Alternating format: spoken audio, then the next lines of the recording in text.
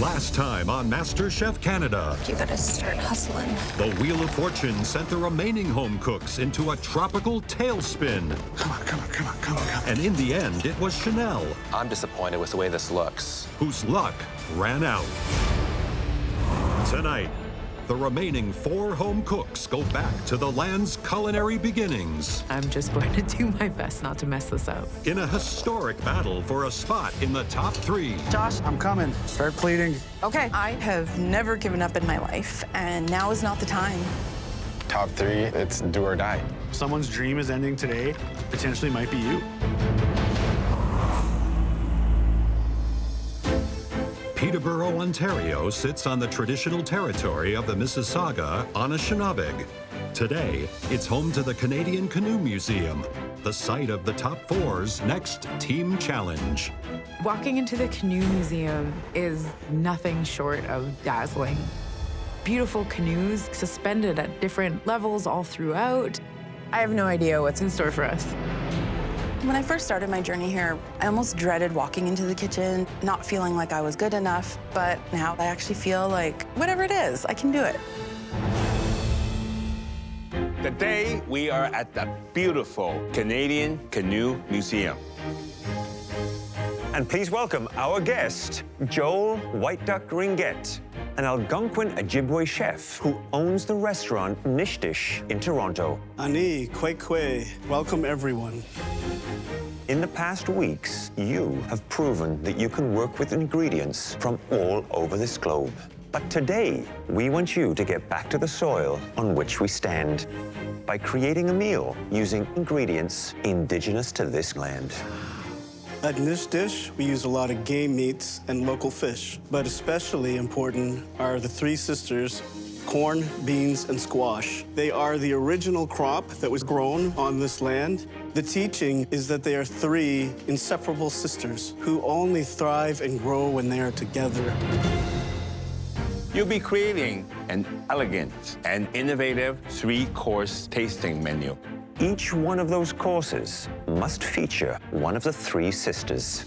Corn for the first, beans for the second, and squash for your final course. And you'll be cooking that meal for a group who know better than anyone how to create magic with those ingredients. Chef Joel and other luminaries from the world of First Nations cuisine. This is a really special opportunity. People were eating food here long before this was Canada.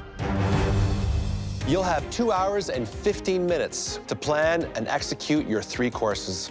And you'll have access to a satellite pantry featuring beautiful ingredients indigenous to this country.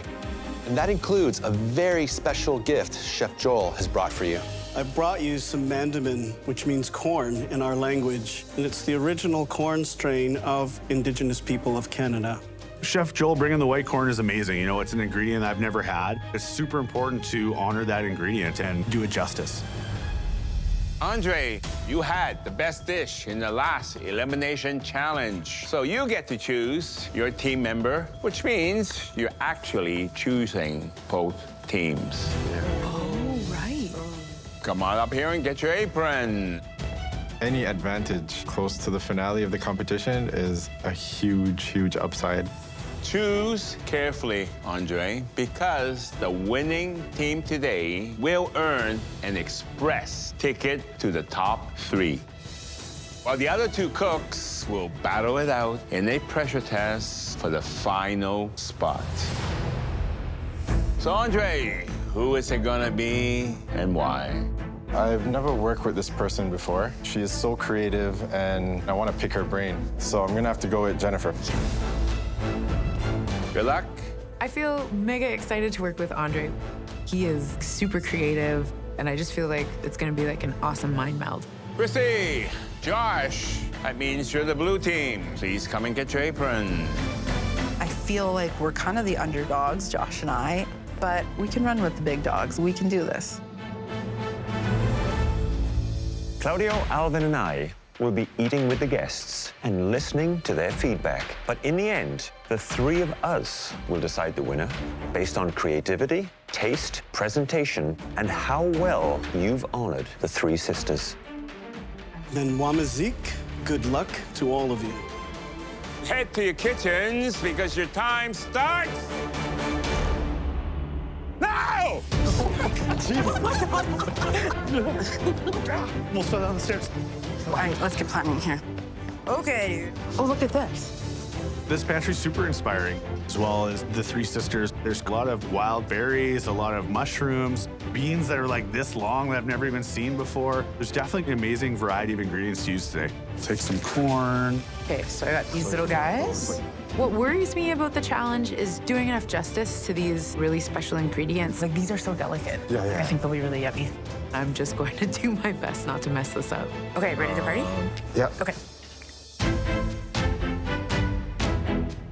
Let's talk about the teams. I'm sure it came as no surprise that Andre chose Jennifer. We should start with a pemmican, like right out of the gate. We can pair that with some bison. Yes. Jennifer is very imaginative. Almost everything she's created has a story. I'll get started on the corn. And I'm always thinking of new ideas and new techniques. So I think we could create something very special. Okay, so let's do the corn chowder. I'll do a corn fritter with like a maple drizzle on the top, so that'll go on the side. If there's any home cook in season 6 that is the most improved, I think it is Chrissy. You good doing the soup, like getting the soup going, basically? Okay. I think the judges have a really good idea of who I am as a cook. They love my flavors. However, today I am a little bit worried about plating. I know that it's not Josh's strong suit, and it's not my strongest skill either. So Josh and I really have to step it up today. We're making a pemmican-inspired corn and bison. Pemmican was an indigenous way of preserving food that you could take with you if you had to go out hunting for a very long time. It would be traditionally meat, dried berries, like nuts, often corn. So we're just really celebrating all of the ingredients that would have originally gone into something like that. Andre's gonna work on some bison later, and I'm working on the corn. Chef Joel has given us mandamin. It's a white corn, and I think tying it in with like the pemmican idea is really special. So I'm working on our dessert right away. So right out the gates, I start making a squash cake before I can start with the bison because I know that will take a while. It's all about time management. I need to get this cake done like yesterday. You got this, bud. I'm working on our corn chowder right now, so I'm getting as much corn as I can off of here. I am working on a corn fritter that's gonna go with our soup. I'm using corn flour, corn meal. It's gonna be amazing. In the last challenge, I almost went home. The end is so close. You know, we're down to 4 cooks now. It's definitely gonna be a tough game from here on out. 14 minutes. I'm just gonna take off enough for the first couple steaks. Yeah. Okay? I'm just kind of trying to set things up for Andre because I know he's working really hard on getting that cake done. How do you time this thing? I get the cake in the oven and start working on that meat. I have to make sure those steaks are perfectly cooked. And then I have to make a great pan sauce. Oh, beautiful. I've come a long way. Before this, I was working in the hospital, doing my regular routine, and now I'm top 4 in MasterChef Canada. Being here is making me realize that cooking is where I should be. Okay, how we doing? I'm good. I'm chopping the squash for dessert. Just gonna get a head start on it. Chrissy, how are you? I'm good. How are you, Chef? What are you making? We're gonna do a corn chowder, and we're gonna have little corn fritters that go with it with a little bit of a maple drizzle. So how are you gonna incorporate this beautiful white corn to your corn chowder? It's gonna be the main, like, chunky components of the corn in the soup. Have you ever had this corn before? I have not. It has that little note of smoke in it, which is really fascinating. Yeah, it almost tastes like a tortilla. So let me ask you, what is the dynamic like between yourself and Josh? We're just sharing ideas back and forth. We're checking in with each other. I think we both feel really good about what we're doing. You've got a lot to do. I'll leave you to it. Good luck. Thank you, Chef. I'll be the first to admit, I used to underestimate Josh. Give this a taste. Okay. Okay, he does the meat and potatoes, whatever. You get a hint of that smoke. You get a lot of corn. But he knows food, he's passionate, and he can cook. That tastes really good. Wow, it smells delicious. Okay, describe your first course. What are you doing? We're doing a pemmican-inspired bison and corn. Nice. Have you ever cooked bison before? Never, Chef. Okay, feel that. What's that telling you right now? Feel that, feel that. That's well done. What's that? That's rare. That's rare. Okay? So I gotta Pay be in the attention middle. to your food. Okay. Even cut a little piece, look inside of it, take a peek, and see what's happening. Thank you, Chef. Okay, good luck. How is it? Oh, yeah, a little longer. Little longer. Yeah. There's 5 minutes left. I gotta put it back in the pan and start basting some more, cutting it really close. The chefs from the world of First Nations cuisine have arrived to enjoy their 3-course tasting menu. Your panel this evening has many different Indigenous nations right at this table right here to talk about their food. Such a fantastic group of people, and I'm so honored to be here tonight with you. Thank you. Delighted to have you with us. Home stretch. Come on, flip over. There you go. These are taking forever to fry. Cook. With 2 minutes remaining, both teams must now start plating their first course. Oh, you know what? I have to make that sauce. Beef stock and wine? I realized I forgot to start making that sauce. So I throw some stock in and I start reducing it down. This dish is gonna be the judge's first impression. It's do or die. I need to make this sauce in under a minute. The home cooks are honoring First Nations cuisine by making a tasting menu highlighting the 3 sisters. The first course will feature corn. Oh, you know what? I have to make that sauce. Beef stock and wine? I need to make this sauce in under a minute. It's do or die. Dude, I'm just gonna start getting some of this down, okay? Yep, go ahead. Beautiful, Josh. Beautiful, beautiful. So far in this competition, Chrissy and I definitely aren't known as the top platers, but we can cook. There's so much on the line here. It has to be perfect. I think we're gold. Tastes good. Okay, I'm gonna strain it off and I'm gonna pour it in. Awesome. This is such a huge privilege to cook for luminaries of Indigenous cuisine. I just really hope they like it. Amazing job, Andre. Awesome job. All right, round 1.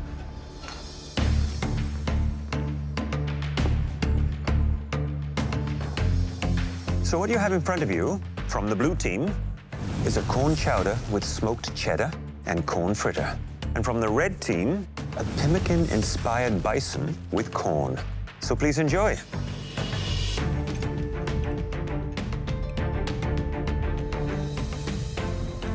I am very, very impressed. These dishes look like they came from a professional kitchen. The red team, the pemmican-inspired corn. I'm a huge fan of Iroquois white corn, and it's front and center. It was incredible. I agree. On the red team, they've really done a good job with the white corn. You really do get the smokiness. Whereas I feel with the blue team's dish, the white corn is featured, but you don't quite get that from this particular dish. The soup on the blue team, the flavor profile and the seasoning is a bit weak. I think it needs to be amped up in the actual flavor of corn, something to just give it another layer. I think the red team, lots of flavors coming from the bison, but I would have preferred probably a little bit more rare. Chef Wolfman, could you tell us your thoughts on the blue team's corn chowder? The corn chowder reminds me of the soup that my mom would make. Very simple, but it tastes like home. Now the corn fritter here, you can see that the outside's a little bit dark and the inside looks a bit chalky, but the flavor and the seasoning is very precise. It really hits all those notes. Who doesn't love a good hot chowder and a corn fritter? Gorgeous. Go, go, go. Back in the kitchen, the home cooks are tackling their second course, this time featuring beans. I'm thinking like nice long strips like this will do. So for the second course, we're gonna have a wild mushroom dusted venison medallion on a warm bean salad with a wild berry balsamic reduction. Thank you, thank you, thank you. Awesome. Thank you, Josh. We've got runner beans, we've got green beans, yellow wax beans. Let's use them all. I want these beans to be beautiful and mouth-watering. Okay, just a couple more of these guys and then we should be good. All right, so I'm gonna grab the partridge. Okay, awesome. I'm gonna move on to the beans. For our second course, we're doing partridge in a nest of sour cherries and beans. We're hoping this plate tells a story of a partridge, you know, in its little nest. I like having stems on my beans. How do you feel about it? I like them too. Keep it rustic, yeah? Okay, cool. I like them all. The bean is the main star, but the partridge is gonna accompany it. I gotta get these birds in ASAP. I gotta move fast with these partridges because I gotta get them roasted, so I do not have time to cut this bird up into little pieces. So I'm just basically chopping it straight down into halves. Ooh, that's a nice sound. This is my first time cooking venison tenderloin, but you know, being from the prairies, who doesn't like cooking meat? So I'm just gonna sear them at really high heat just to get a nice crust on them, take them off, and then rub it in a dried mushroom dust. And then I'm gonna finish it off in the oven.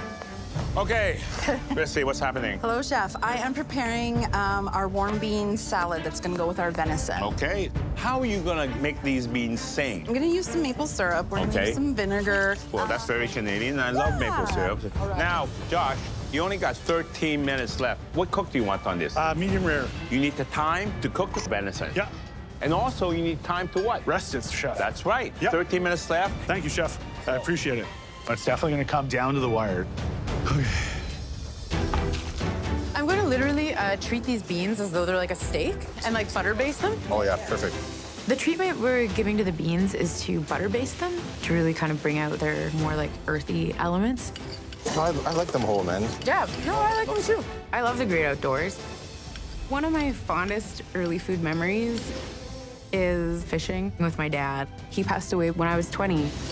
Being here and using all these really special ingredients and just seeing how far I've come, he would have loved this.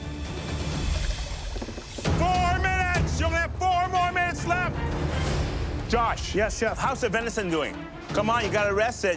I don't want to pull them out until they're exactly perfect. And I know it's not exactly there yet. Just a little underwear on it. Josh? Yeah, I'm coming. Start plating. Okay. We are running out of time, but we cannot serve these guests and these judges undercooked venison. It has to be just right. Okay, I'm gonna pull these out in like a minute, okay? It's almost there, so I'm just praying that this works out for me. Josh, how's the venison doing? Come on, you gotta rest it. Josh? Yeah, I'm coming. Start plating. Okay. With 3 minutes remaining on their second course, temperatures are rising as the blue team hopes to serve their venison on time. We gotta start slicing. Yeah. Trying to give it as much time as possible to rest, but at this point I have no more time. We gotta get this meat cut and get it on the plate. It has to go. I got it. Just do the sauce part. Okay. I got the rest of it. Oh, do they look good? We got this. I've never cooked a partridge before. I definitely do not want to let my team down. Thanks very much, you guys. Woo!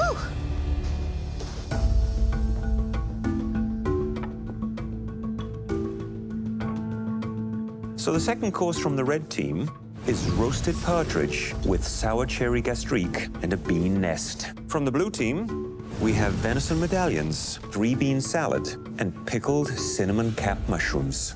Let's dig in, shall we? I think on the red team, just feels a little bit more sort of rustic and homey and simple. Counter to that, the blue team, I think there's some elegance to the plating. I like the balance of this dish. You have the bean, still has this crunch. The berries provide the acidity, so one working with the other. Now, the venison is slightly overcooked, but still, for me, it's not bad. On the red team, the partridge is delicious, lots of great flavor. The beans, however, you can see that they weren't cleaned properly, which is a problem. For the red team, when I think of Indigenous hospitality, Indigenous food, I think very approachable. This is how we would eat it, right here. But the beans could use a little bit of work. For the beans to be a featured ingredient, I think Blue Team really did a great job. I had to cut off the ends of my beans to eat them off of the red team. Thank you for the feedback.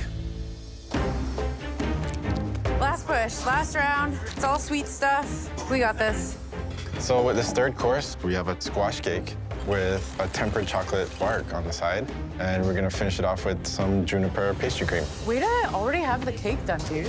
Yep. We start big. Andre has the cake already done. I'm gonna get started on the juniper pastry cream. Andre's gonna start making some chocolate bark. So I'm using a brush so I can get the bark lines onto the chocolate. We're still sticking with the outdoors theme, and I want this chocolate to look like tree bark. This is the third and final course. Everything has to be perfect. We gotta get this cooled down quick. Oh, it's so pretty.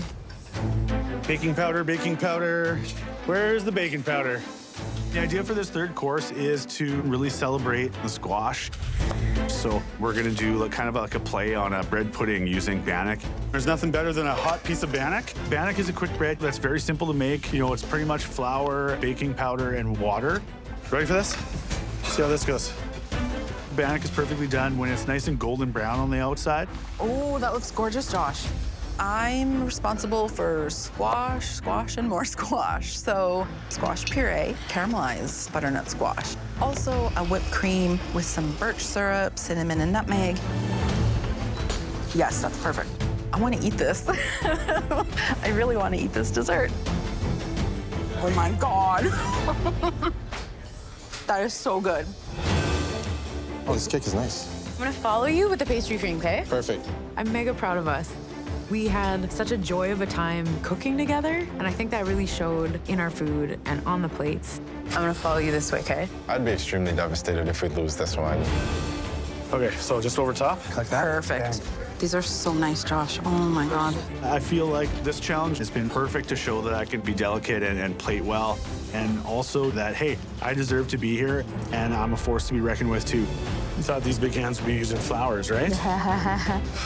All right, thank you guys. Yes. Good job, guys. Good luck tomorrow on the pressure test, red team. Boom, mic drop, I'm out.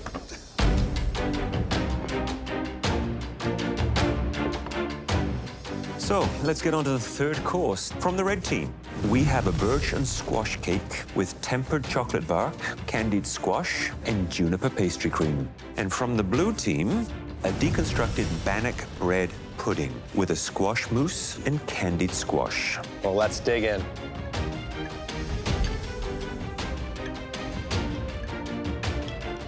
What I first of all notice is the plating styles have flipped. The red team has gone with a more sophisticated plating, whereas I felt their bean course was much more rustic. On the blue team, plating is much more sort of homey and simple. Visually, these are probably my favorite plates. The blue team's plate, the squash in a puree, you can taste it. Candy squash, also a nice touch. I love the texture from the bannock. I just love the complexity. The red team, at first I thought, gee, the cake might look a little on the dry side, but oh no, it was beautiful and moist. The flavors of this slightly bitterness from the chocolate was just absolutely wonderful. I agree. I like the chocolate with the squash, something I never really thought would go. I'm really liking this. Chef Mandy, what are your comments on the third course? I don't know which one I like better. They did a good job on both of them. You know, you're all our guests today, and I'm very proud. I think that they have really risen to a new level in the kitchen tonight, and you can see it with these two desserts, both extraordinary. I think we can all agree that was a terrific meal. Now let me introduce you to the talented home cooks who made it.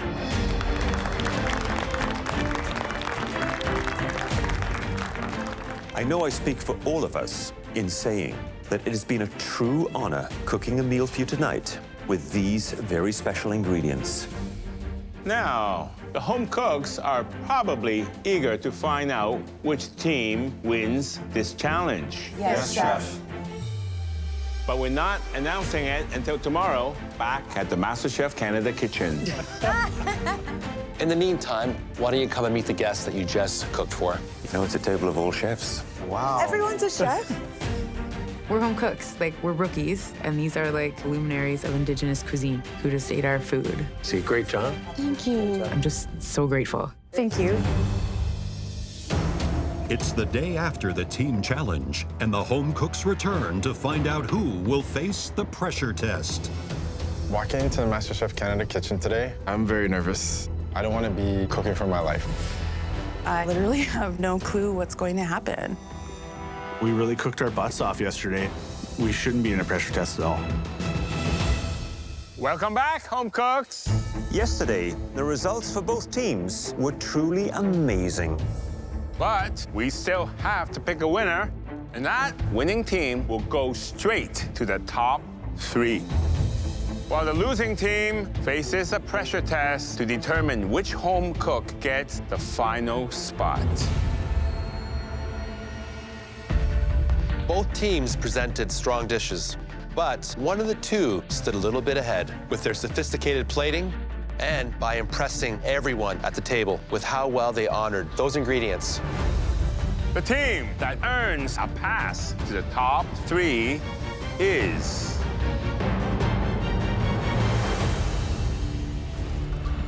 The team that earns a pass to the top 3 is...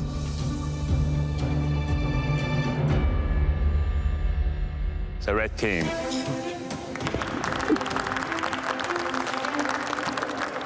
We just put so much care into that meal. I'm just so grateful that they liked what we did. Andre and Jennifer, head up to the gallery. Okay. Thank you. Good job, guys. I feel extremely grateful to make it this far. And we're automatically top 3. Oh my gosh. Chrissy and Josh, you will be on opposite sides in the most challenging pressure test of the season. Now, please put on your black aprons. I hate putting the black apron on. Good luck. Thank you, Chef. Josh, also good luck. Thank you, Chef. It's a 50-50 chance. It just takes one mistake and you're the one going home. Someone's dream is ending today. Definitely makes the hair on the back of your neck stand up because it potentially might be you. This next replication challenge will require precision and a delicate hand. Today, you'll be making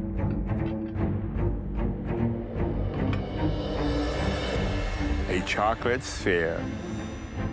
Crap. A pristine globe of perfectly tempered dark chocolate. This isn't just a dessert. It is a work of art, and it's much more complex than it appears. This perfect chocolate ball, shiny, sparkling, and you want these hands to make something that pretty and delicate? You might want to get a little closer. My stomach is just knots. I bake, but creating this perfect glossy orb is so far out of my comfort zone. What you see now is about to disappear. Chef Michael begins pouring a bubbling hot caramel sauce over the chocolate orb. It's really mesmerizing just watching it melt and fall apart like that. Inside that dome is a whole different marvel. A pistachio cake surrounded by honeycomb and topped with brulee figs. Have a taste? There's so many elements going into this thing. This is just gonna be crazy. Okay, now please go to your stations. This is the hardest pressure test ever. I really, really have to pull out all the stops. Chrissy's strengths are, baking. It's something that comes naturally to her. She's definitely one of the worst people to be in the challenge against.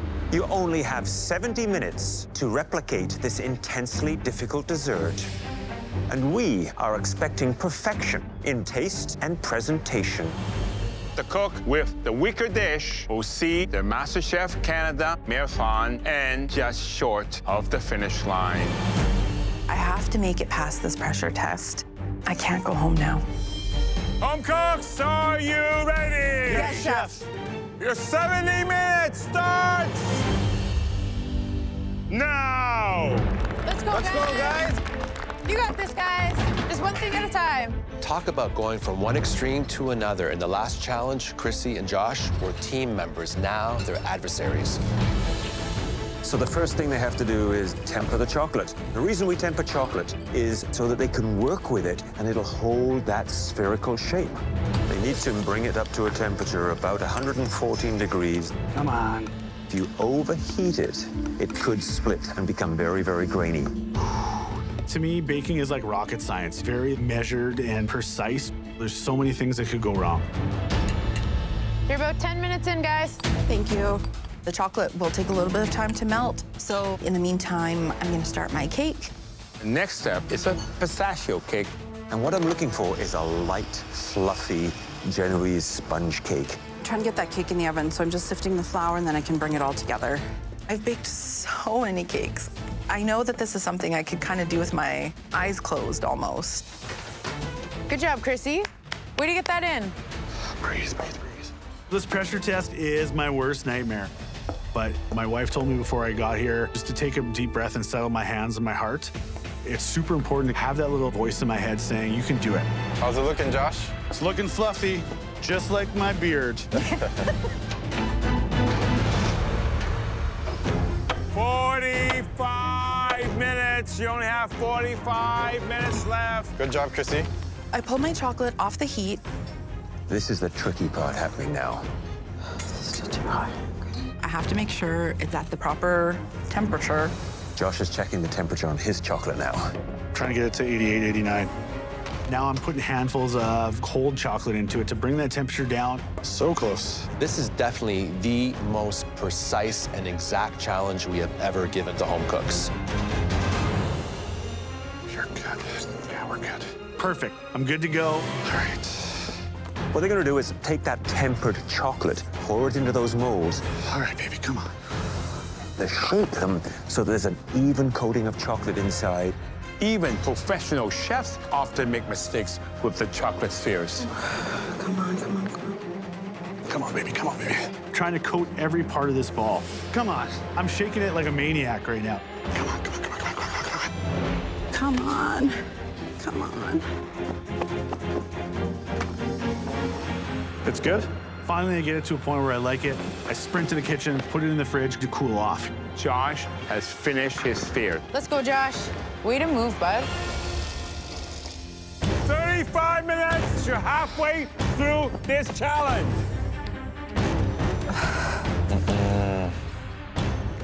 Her sphere's not working. I'm realizing that my chocolate has cooled down too much. It's not spreading inside the sphere. It's starting to set as I'm moving it around. Why? Chrissy is in deep water right now. All that's going through my head is, you're done. You're done. It's Chrissy versus Josh in a chocolate sphere showdown for the last remaining spot in the top 3. Oh, come on. But at the halfway point, Chrissy is at a chilly crossroads. My chocolate has cooled down too much. Why? I have so much at stake right now. Oh, I've given up so much at this point that going home, it would just be heartbreaking. It's okay, Chrissy. It's okay. It's okay, bud. But I have never given up in my life, and now is not the time. Shake it off, bud. Come on. I'm gonna keep fighting. I'm gonna finish this challenge. Yes, Chrissy. Chrissy has pulled a balloon out as her second option for the chocolate sphere. At this point, man, I gotta try anything. That's something we've seen in Chrissy over and over again. She does not give up. She will not throw the towel in. She wants that title bad. I know it's not gonna be pretty, but I'm not going down without a fight. 25 minutes. You only have 25 minutes left. You're doing awesome, you guys. Remember, it's not just about the sphere. They still have to make the sponge toffee and brulee that fig. And the hot caramel sauce that's going to melt that chocolate sphere. Come on, damn you. I've already, done my cake, did my chocolate sphere, so now I'm just working on all the garnishes. I think he's doing his toffee sponge right now with that baking powder and sugar. Come on, baby, come on, baby, come on, baby. It's a little pale. Cute.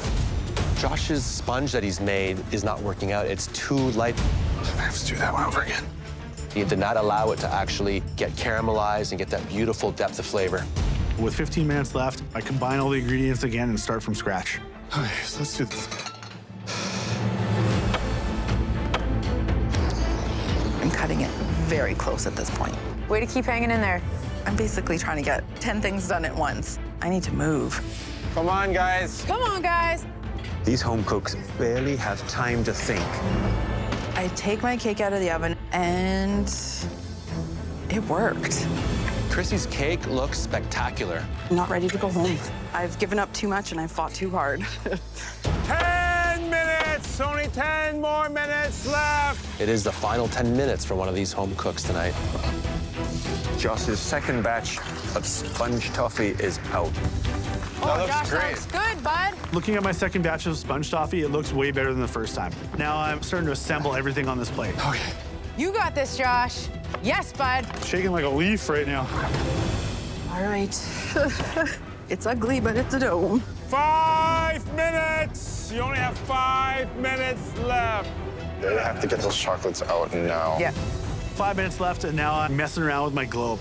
I'm starting to turn it. I'm trying to pry it open very nicely and gently. You have to have very steady hands. Now I'm kind of holding my breath. Oh, my God. Look at that. Look, but he still has one half to release. Yes, Joshy. You got it? Oh, baby, yes. Oh. Wow. You're giving me Good goosebumps, job. man. Good job, Josh. Good job, Josh. This is risky now. She's got to try and get that balloon unstuck from the edge of the chocolate and then remove it from that sphere without damaging it.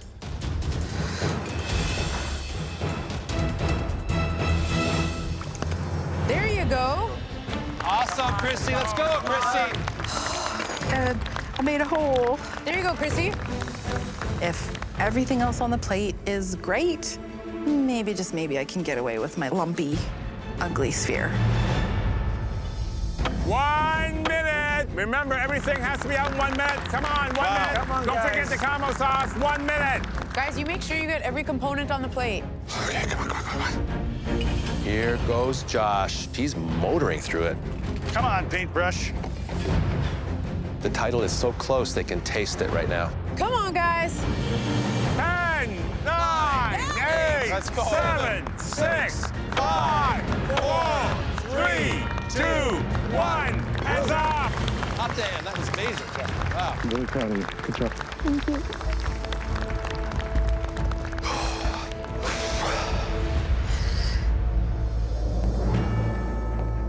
Hi there, Josh. Chef? That was an amazing challenge to watch. How did you feel when you finally had those molds release from the chocolate? Definitely happy that it came out in one piece. Well, the tempering of the chocolate, I think, was pretty decent because it has that nice, lustrous shine to it. Now, the moment of truth. This dessert needs to reveal what lies beneath it. It has to be that perfect thickness in order for that magic to happen. Yes. Right on cue. A real showpiece. I want to try a little of that sponge toffee.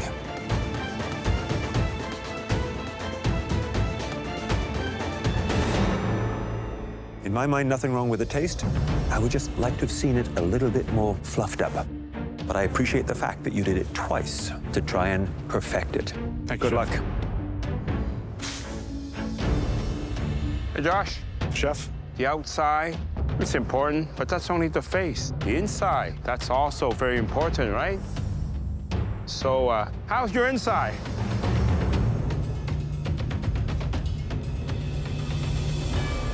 The cake, just a little bit dry. But I love figs. You did a great job cooking them.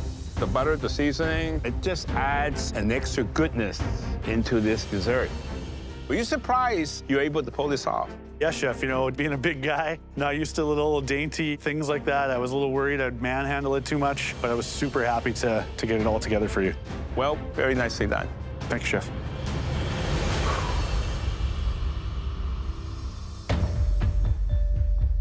Chrissy, Hello, Chef. you wear your emotions on your sleeve. I can see it. A little bit. So, Chrissy, you did not hit the mark because this was a replication challenge. Yes. It's not perfect, but this was not easy what we asked you to do. Let's see what happens. There are a lot of opportunities within this sphere for you to really shine. Look at that, Chrissy. That's beautiful. Very inviting.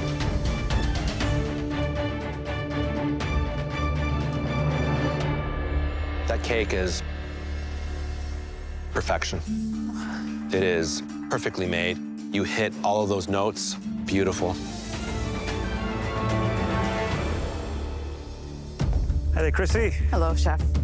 Obviously, the chocolate dome, you got it done, not without its flaws. Yeah. The tempering wasn't quite right, but you never gave up. Nope. Let's try the sponge toffee.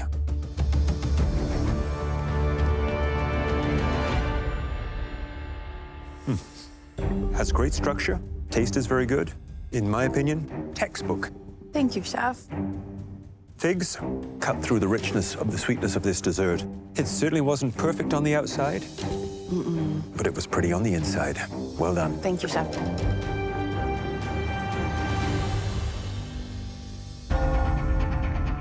Oh, what a challenge. The decision is tough. I know I didn't replicate properly, but the other elements, they might be my saving grace. We really have to consider the dessert as a whole.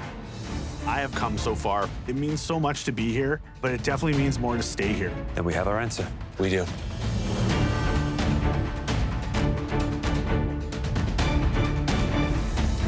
We gave you your toughest challenge yet. And the chocolate spheres that you delivered were extremely impressive.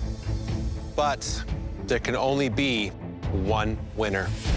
And tonight, one home cook earned that win by overcoming their own doubts and mastering a dish miles out of their comfort zone. And that home cook is...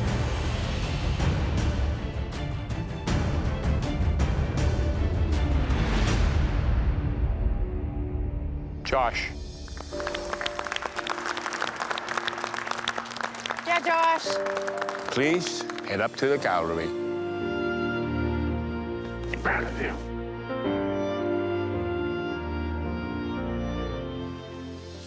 We started with thousands of people, then it was down to 18, then it was down to 12. Now it's just 3. This guy from Saskatchewan, top 3. Chrissy, MasterChef Canada is a long way away from your mother's kitchen in Thunder Bay. But it seems to have provided you with the same sense of inspiration and belonging. No matter what we threw at you, you delivered. The kitchen is clearly where you belong, and we can't wait to see what you'll do next. Now come on up here and say goodbye. I made it to the top 4. Chrissy. It still seems like a dream. I've done things I never thought I could do. It's amazing. Thank you so much. I've worked with ingredients I've never seen or heard of. First time you made it, eh? Yes, I don't believe you. You got the taste spot on. I've met people I never would have met. And I've learned a lot about myself. Hugs, big sweaty hugs.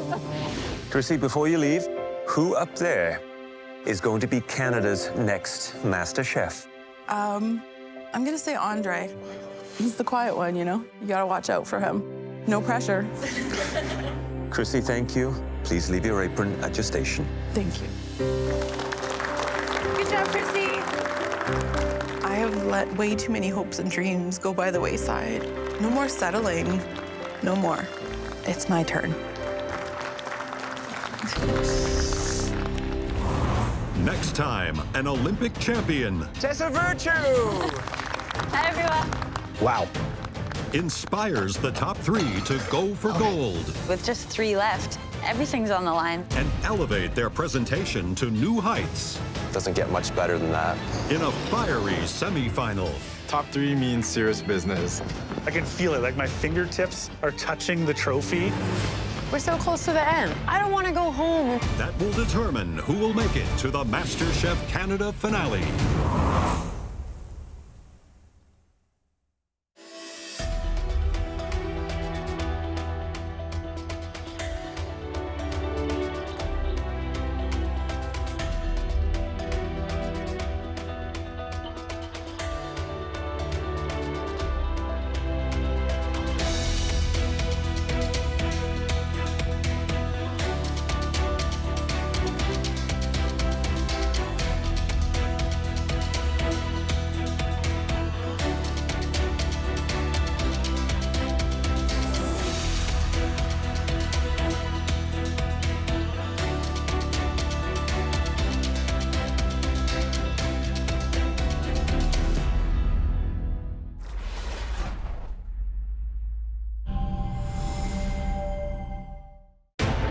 This season on MasterChef Canada.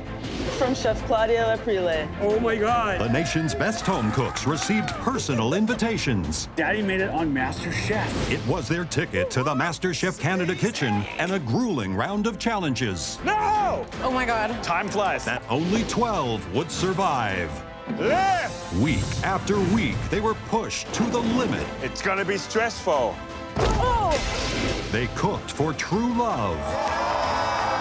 And they cooked for kids. Lunch is served! They cooked for celebrated First Nations chefs. I had a lot of fun eating that. And took over one of Michael Bonaccini's newest restaurants. It was painful at times, but we got it done. 9 home cooks have been eliminated. Now, only 3 remain. Andre, a hospital housekeeper from Scarborough, Ontario. This is delicious. The spices, the heat, the aromas, the knockout. Wow. Jennifer, a policy analyst from Kingston, Nova Scotia. The plating is genius, sheer genius. You have a great culinary mind. Thank you so much, Chef. And Josh, a youth care home manager from Regina, Saskatchewan. I get that richness, the icing, that chili, that sourness. This is complex. I'm impressed. Thank you, Chef. Tonight, they will fight for a spot in the MasterChef Canada finale. I'm so close to that win. I can feel it, like my fingertips are touching the trophy. Somewhere in like a crumb of my heart, I knew that I was capable of this happening. Winning MasterChef Canada just sounds like a dream world for me. I started out really slow in this competition, but I picked it up, and now I'm the front runner.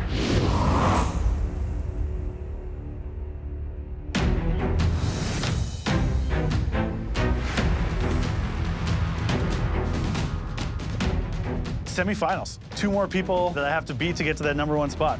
Top 3 means serious business. I'm here for a reason. I want to be #1. Josh and Andre's cooking is no joke, man. But I just have to keep doing exactly what I've been doing. Welcome to your final mystery box. The life-changing title is now within your grasp. This is a time for you to dig deep. And to inspire you today, we're welcoming someone who knows exactly what it feels like to thrive under extreme pressure. What? Please say hello to an Olympic hero, ice dancer Tessa Virtue.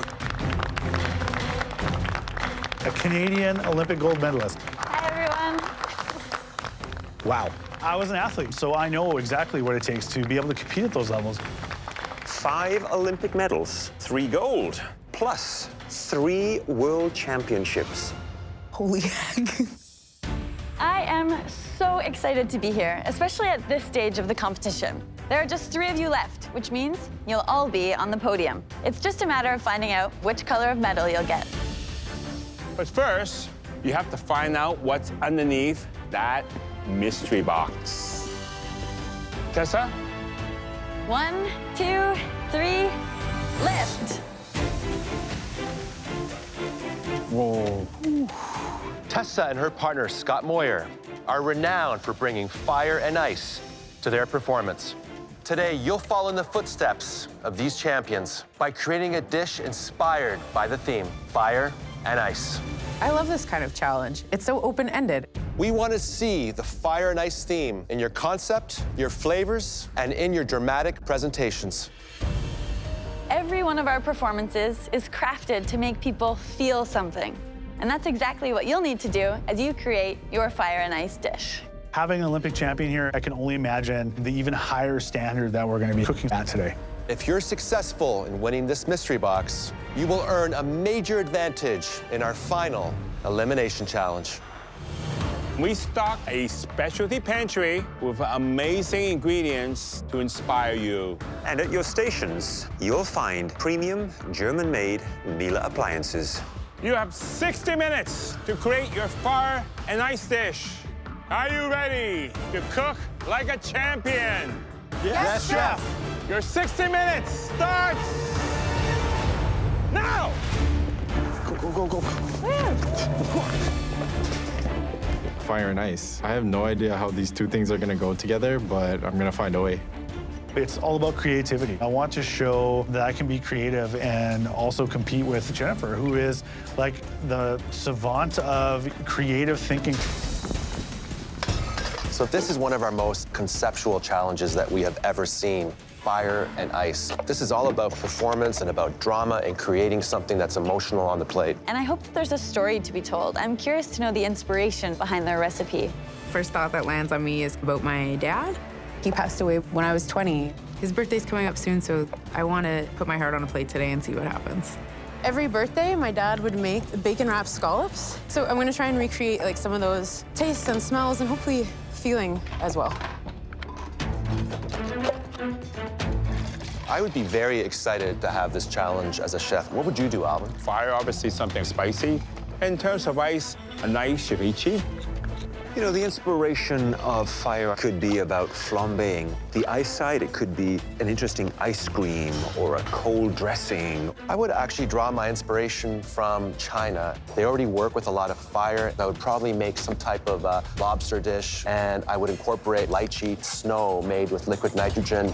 I was thinking I was going to do the same thing, but I'm just grateful I'm on this side of the table.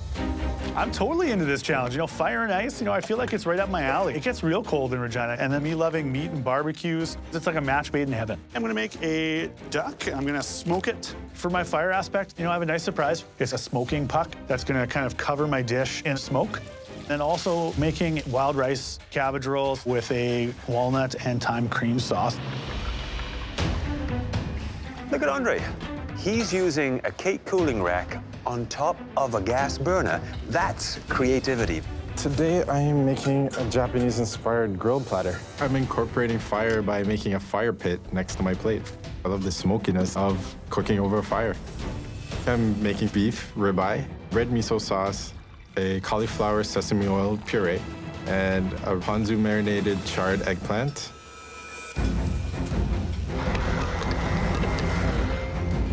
I'm making my dad's birthday scallops, pork belly with rum and cola glaze.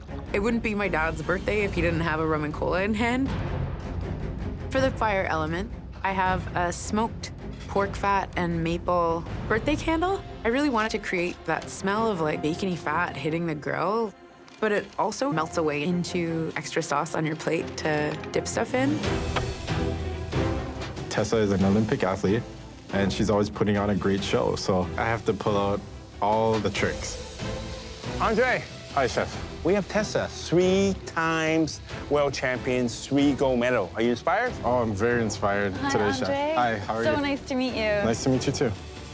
So what are you gonna do for your fire? I'm putting everything on the grill. I love my wife, and she's always taking me to Japanese grill houses, so I thought I'd honor her today. I've been admiring what's happening over here, but can I ask where you're finding the inspiration for the ice component? The ice component, let's just say it's gonna be a big bang.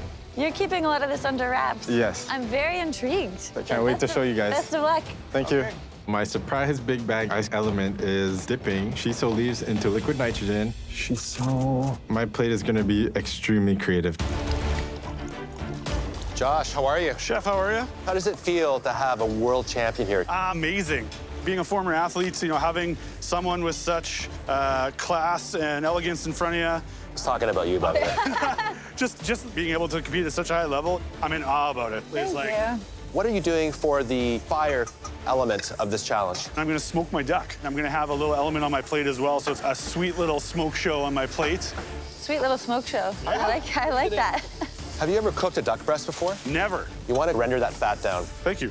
What about the ice? I'm going to do a little ice cup for my vinaigrette that you're gonna have to smash, and it's gonna leak into the salad. I'm intrigued, but I'm also a little bit concerned. That's gonna take some time to produce. I'm definitely up to the task today. You are, I can tell. You're in the zone. Good Go luck. get them. Thank you very much. With so many elements that need so many steps to finish, it's gonna be difficult if I get off track. 15 minutes! You only have 15 minutes left. Look at that. Jennifer has got liquid nitrogen in her station. For the ice elements, I'm making Dulce ice cream pearls with liquid nitrogen. All right. Dulce is this really yummy, savory snack. It's a kind of seaweed. I'm taking dulse powder and whisking that into some cornstarch slurry and hot milk and start adding liquid nitrogen. And 1 minute later, I have ice cream pearls. I have a lot going on today. There's no shortage of things that could go sideways.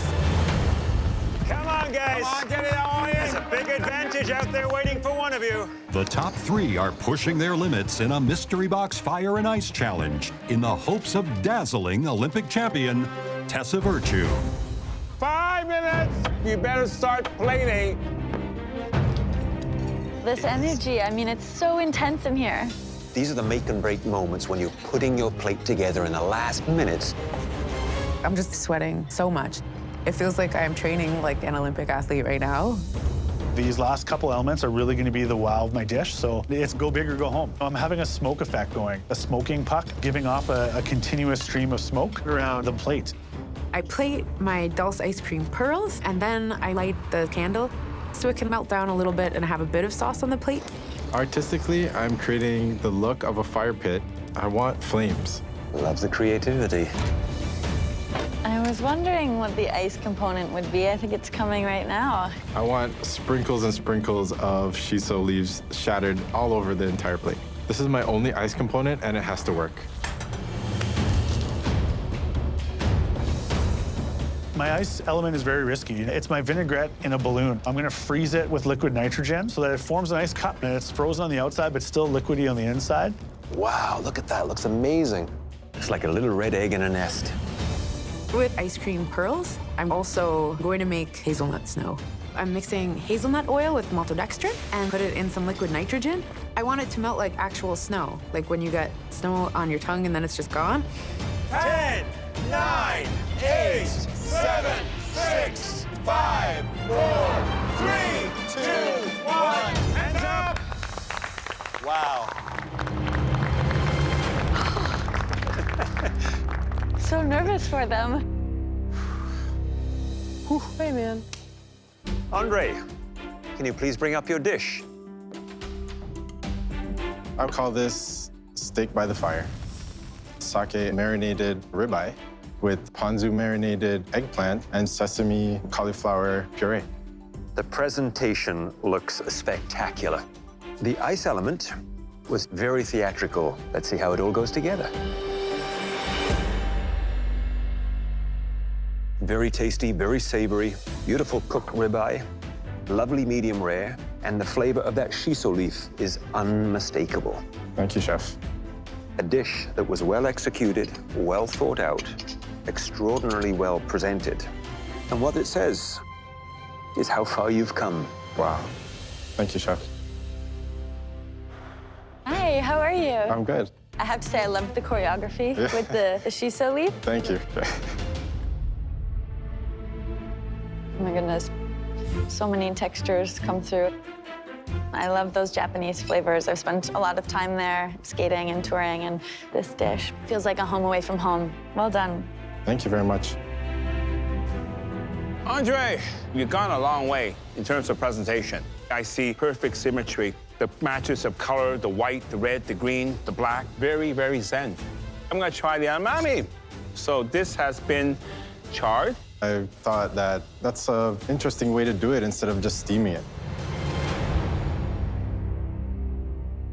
Wow. By charring it instead of boiling it, okay, you retain that sweetness. And that char just gives it the extra smoky flavor. You're on fire. Don't let the ice cool you down.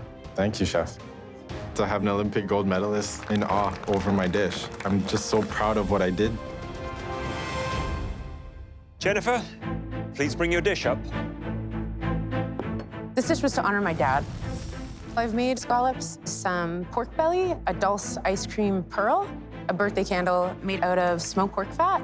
My dad's favorite drink was rum and cola, so I made a rum and cola glaze, and that's brushed on the pork belly. I definitely see the fire and the ice.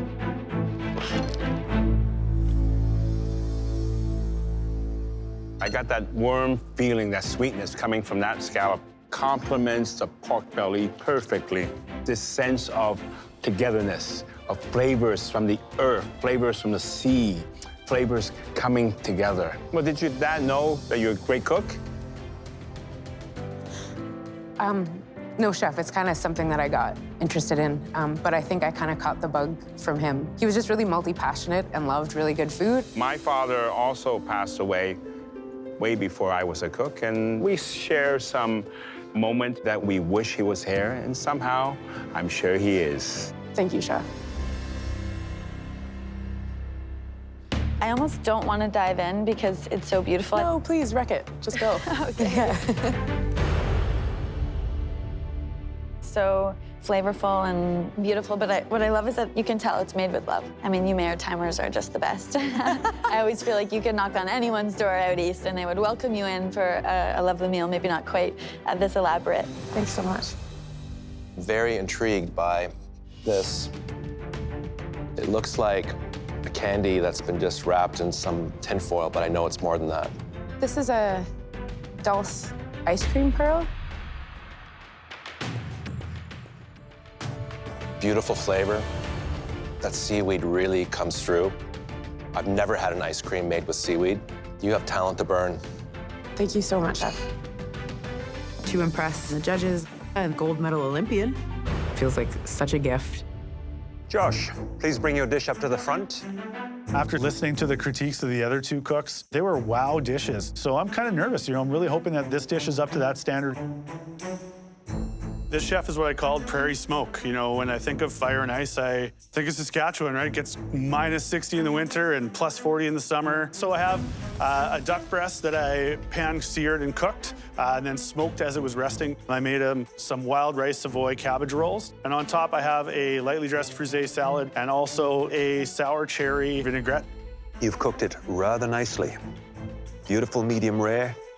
It could have maybe done with a little bit more color on the fat side. But is duck something you cook a lot with? Honestly, chef, this is the first time I ever cooked duck. The cook on the duck is really terrific, nicely seasoned. That accompanied with that cherry sauce that has a little bit of a sweet and sour edge. Great idea, great concept. And the aromas of that smoke, it's campfire, it's cooking over an open hearth, it's soulful. Josh, well done. This presentation, it's so layered and colorful, and it felt like an ambitious plan. I admire that risk, because at this point in the competition, you just can't play it safe.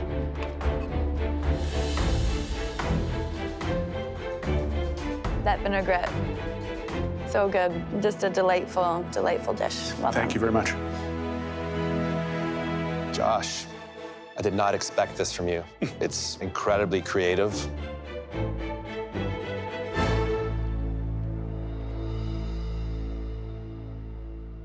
I love the flavors that you've captured in this cabbage roll. They're very earthy. You can see you have a real respect for tradition, but you also took a risk. You added wild rice to it, the walnut cream. Perfectly executed. Home run. Thanks, chef.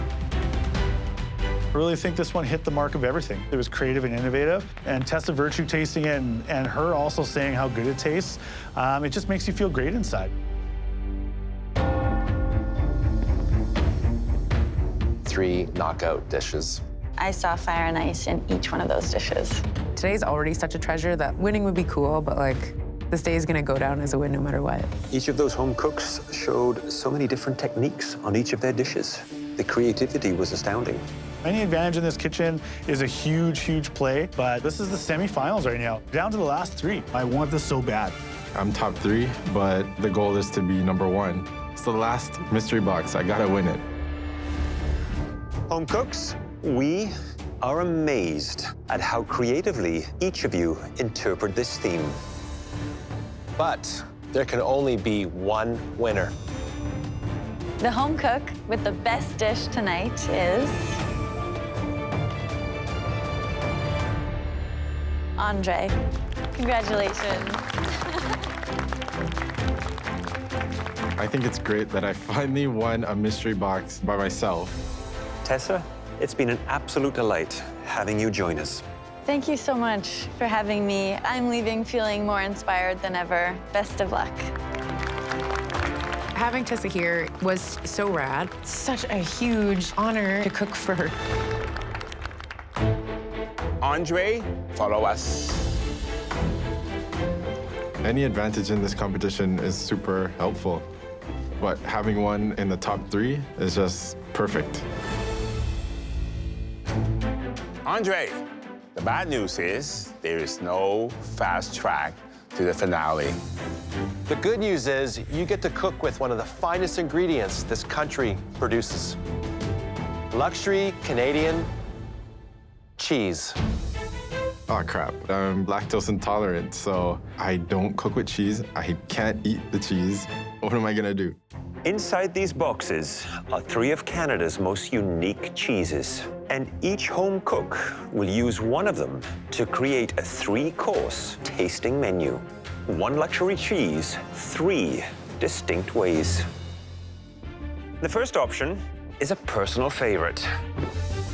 Grey Owl ash-ripened goat cheese.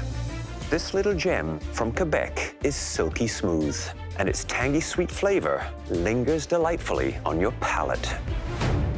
For my choice, and Avonlea cloth-bound cheddar from Prince Edward Island. The province's iron-rich red soil and sea air are reflected in this cheddar's savory flavors. I am partial to a cheese that comes all the way from British Columbia. Tiger blue cheese. Sharp, salty, with a powerful bite to it. Wow. Andre, because you won the final mystery box, you get to assign a cheese to your competitors. Okay.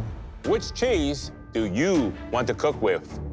Judges, I choose the goat cheese. I choose the goat cheese because I think it pairs well with fruits and vegetables, and I'm more familiar with the texture. Now, Andre, how do you plan to assign the final 2 cheeses? I gotta get these guys out of here, so I'm going to try to throw some curveballs today.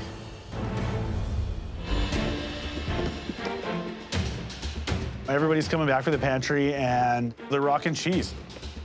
Maybe we're just doing a cheese tasting. Oh, my God. As you can see, Andre will be cooking alongside you in this challenge. But as part of his advantage, he assigned both of you a luxury Canadian cheese. Strategy is very important. I don't want to give them something they're comfortable with. Josh is getting the blue cheese because it's so strong. I think he'll have a difficult time pairing things with it. With Jennifer, her brain is always ticking. Cheddar is one of the easier ones, and I feel like she might overcomplicate it and lose the whole point of the challenge. We want to see you use your luxury cheese in 3 distinctly different ways. You will have 75 minutes. Are you ready to cook your way into the finale? Yes, Chef. Your time starts now! Oh my God. Holy heck. I need to show the judges that even though I've never touched goat cheese before, that I can still make an amazing meal. Pomegranates. I'm definitely not gonna let this cheese get the best of me. Pears. Heavy cream is good. I'm stuck with the blue cheese. Blue cheese is tough, but I really think that there's some things I can do with it to kind of calm it down. Okay, carrot. I eat what some might consider to be an outrageous amount of cheese. Oh, broccoli. But I have never eaten or cooked with Avonlea cloth-bound cheddar. The stakes are mega high and kind of scary. We're asking these home cooks to come up with 3 preparations of 1 cheese. That is not easy. You really have to understand all the flavor profiles within that cheese. Making 1 dish with blue cheese, incredibly hard. Making 3, it's like climbing a mountain. And it's interesting with cheese, like wine, it picks up the flavors of the region from which it is made. This cheese is unreal. Avonlea cheese is wrapped and then aged in the ground in PEI, so the minerals from the soil actually work their way in there. It smells like potatoes and also tastes like potatoes. For the first dish, I was thinking kind of like chips and dip. That's what the potatoes made me think of. So I'm making gourgères. Gourgères are like a savory cream puff. And then I have an idea, like broccoli and cheese, man. It's like so classic. So crispy cheddar and broccoli. And then I'm just gonna finish it off with a tarte tatin. So to make a tarte tatin, you put apples into a good hot cast iron pan with butter and sugar and let them caramelize. Then the pastry crust goes on top and then into the oven for it to finish off baking. Oh, right.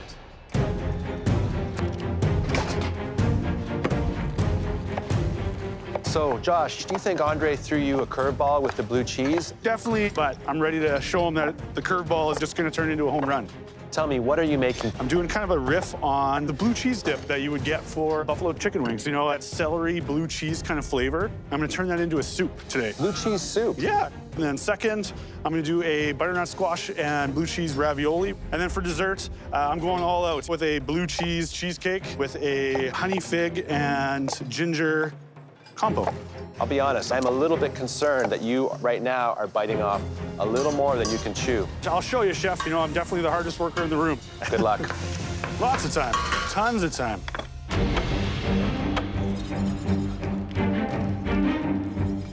Andre, you got the advantage. So what's your plan? I'm gonna start off with a oyster mushroom mac and cheese. Okay. Then I'm doing a Brussels sprout and pomegranate goat cheese salad. The final course is going to be a pear and goat cheese mousseline. Which of these applications will present the biggest challenge? This mac and cheese. The mac and cheese? Yeah. Why? Just making sure the flavor of the goat cheese gets into that sauce. Good luck. Thank you. I really feel like this challenge is not for me. I'm not a cheese guy, but I didn't come this far to give up. I'm not gonna make this easy for Josh and Jennifer.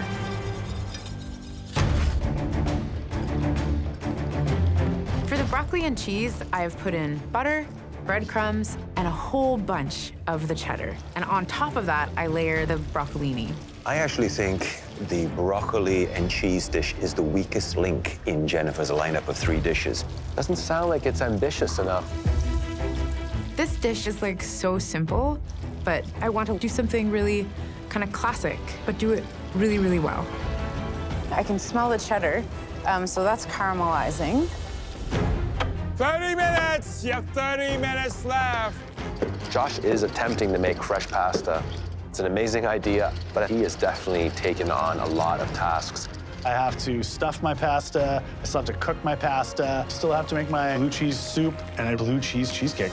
He is desperately running out of time. I came here to win, and to win I have to be able to take risks, but time is running out.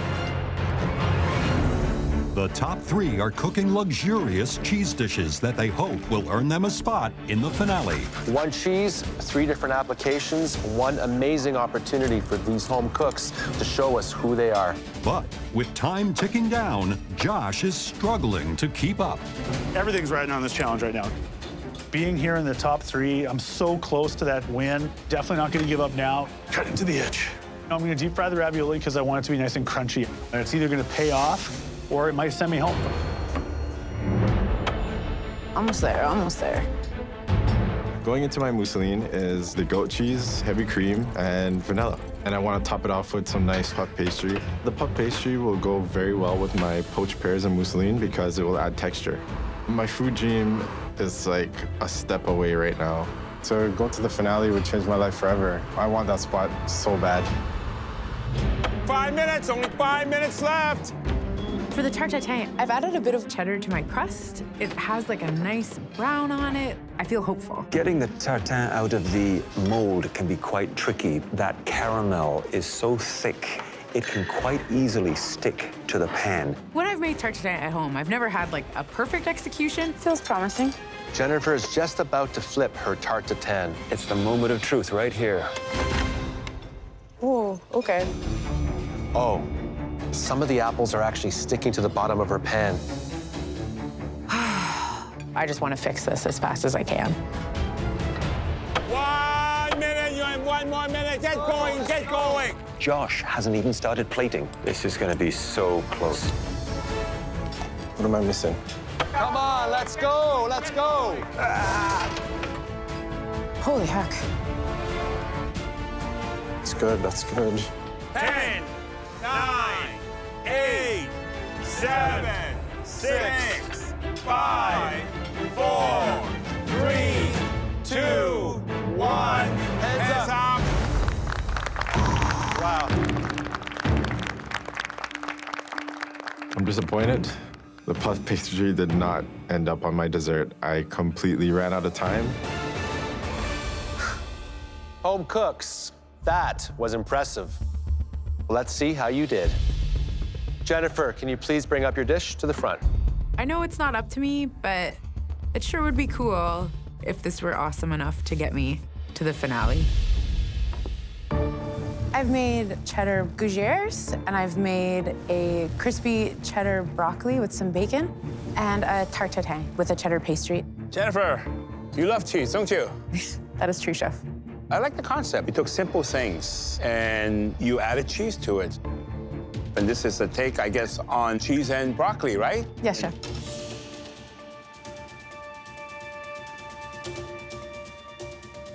Cook is perfect. You get that sweetness coming from the broccoli, and then you get that sharp hit from the cheese itself.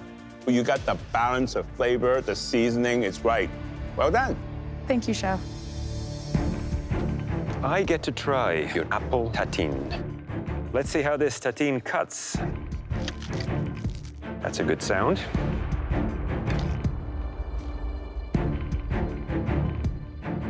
What I see is a nice light golden color on that pastry.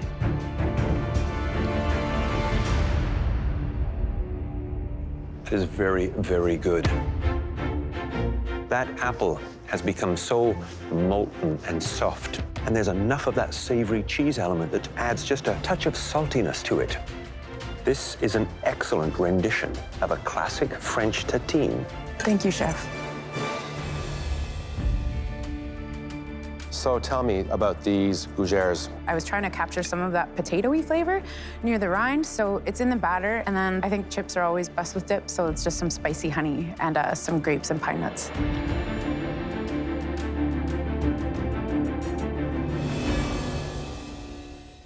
The question here is there enough beautiful cheddar in your gougères? What do you think?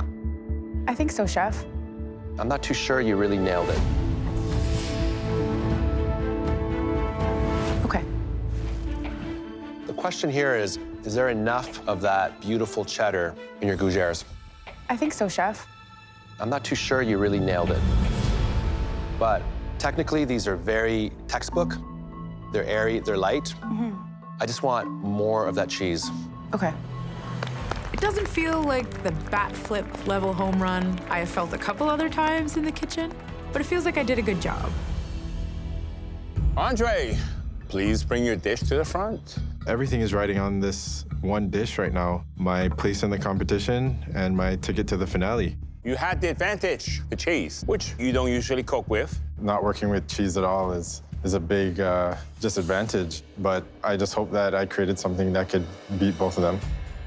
I started off with Brussels sprouts and pomegranate vinaigrette over a bed of fluffed goat cheese, oyster mushroom mac and cheese with truffle oil, and goat cheese mousseline with pine nuts and poached pears.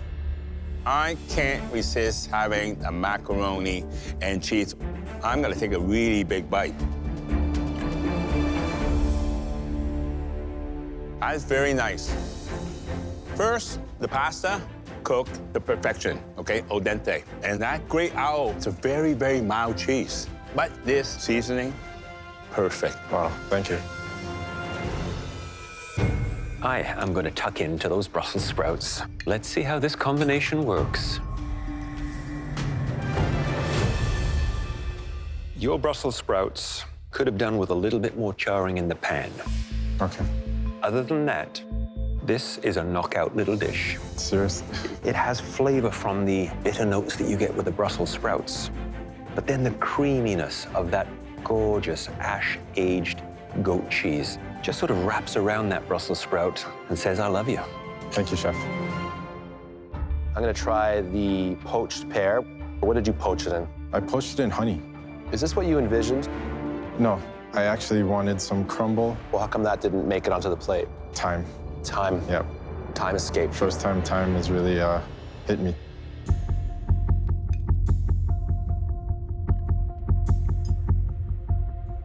It has a lot of complexity to the spicing in the pear. The goat cheese, though, doesn't pop out as much as I want it to. I like the flavors. However, I know you wanted a crumble of puff pastry on this pear. It would have given it that extra little oomph. Is it worthy of a place in the finale? That's the big question. I'm so nervous. I didn't come this far to fail, but I know for a fact I could do better. Josh, please bring your dish to the front. I think I managed to show off this blue cheese in a way that was creative. I'm really hoping that it shows the judges how far that I've come in this competition. So Andre chose for you the tiger blue. He did. You got 3 elements on the plate. The first one is my take on a blue cheese dip. It's a soup with celery and then added some blue cheese in there. Next, I have a butternut squash and blue cheese deep fried ravioli. The last one is blue cheese with creme fraiche cheesecake with a ginger simple syrup. Interesting approach. I'm going to try the soup.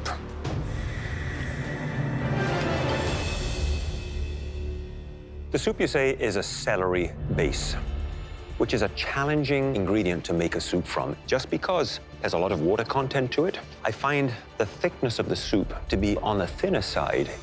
I think you could have sweated down some onions, added more of the celery, and then blitzed everything just to give it some viscosity, some thickness.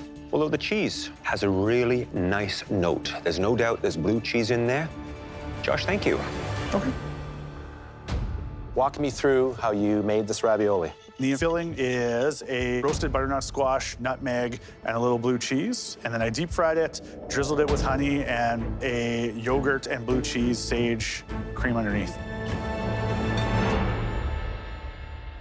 I like the flavors inside the ravioli. A little more of that blue cheese inside would have helped it to really pop and honor the tiger blue, which was what this challenge was all about. However, I was very concerned when I saw that you were trying to pull off a soup, a ravioli, and a cheesecake. So I really give you props for pulling this off. You made a cheesecake many times, right? I've only made one no-bake one at home. I've definitely never made a blue cheese cheesecake for sure. Okay. You got a nice crust here. It's not too thick. It's very uniform. Can't wait to sink my teeth into this.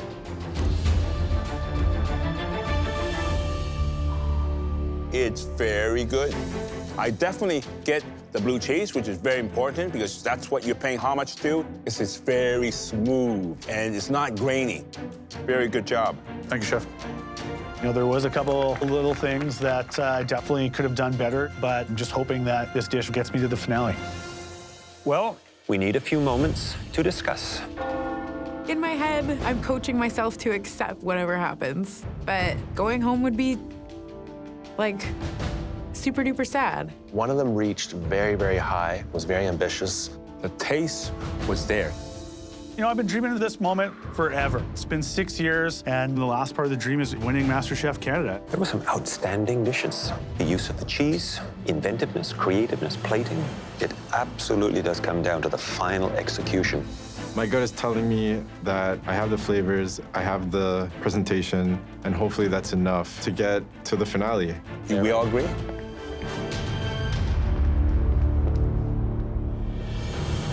Interpreting one ingredient 3 different ways is a tremendous challenge, and each one of you rose to it. But one home cook told a more cohesive story in terms of flavor, technique, and presentation. And that home cook who has earned a place in the MasterChef Canada finale is...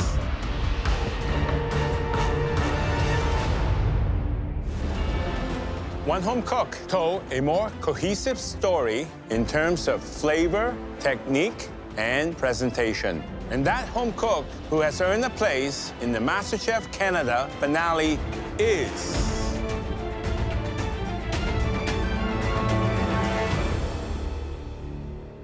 Jennifer.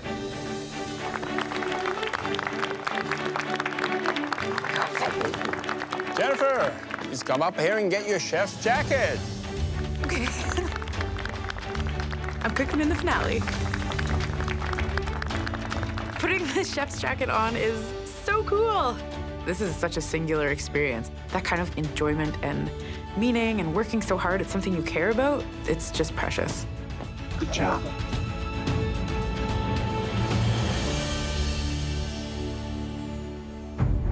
Now, Andre and Josh, there were many wonderful elements on both your plates tonight, but there were also slight missteps. This decision was not easy. One of you showed slightly more finesse and flavor. The home cook who will be facing Jennifer in the season 6 finale is...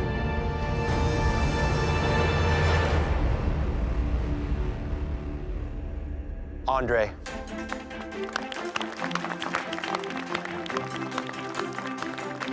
Good job, everybody. Good job. Come on up and get your chef's jacket. I'm speechless. I can't believe what just happened. I'm going to the finale. I'm gonna just destroy it. I'm gonna show everything that I've got. This is very special.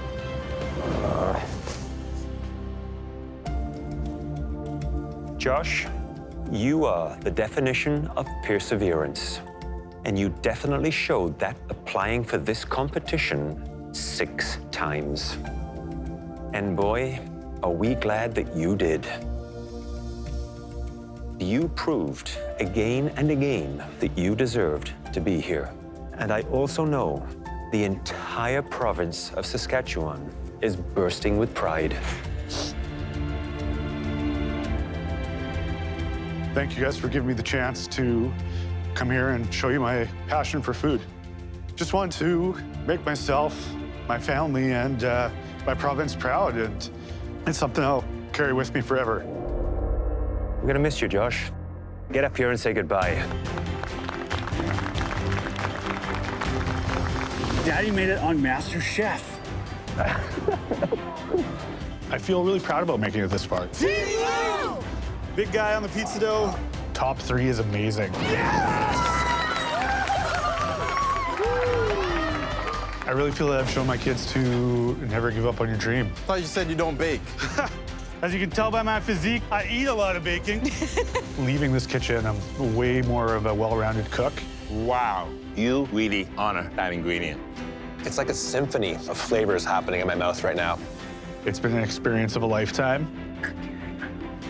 I wouldn't change it for anything. Yes.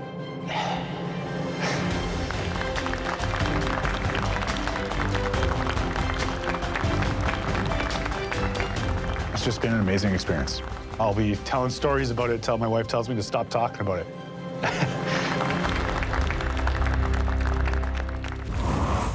Next time, it's Andre versus Jennifer.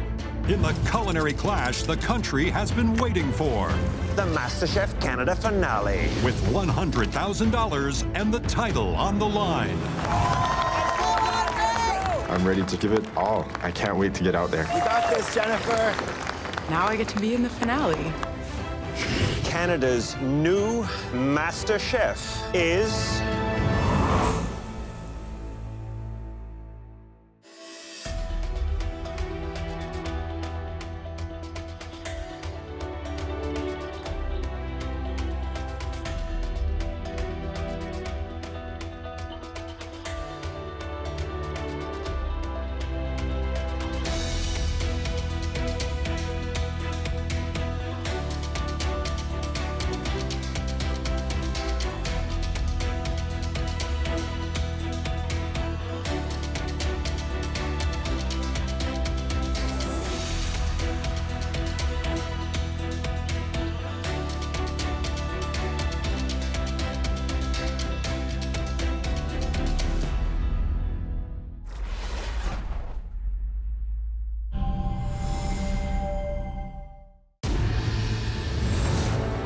Home cooks were chosen.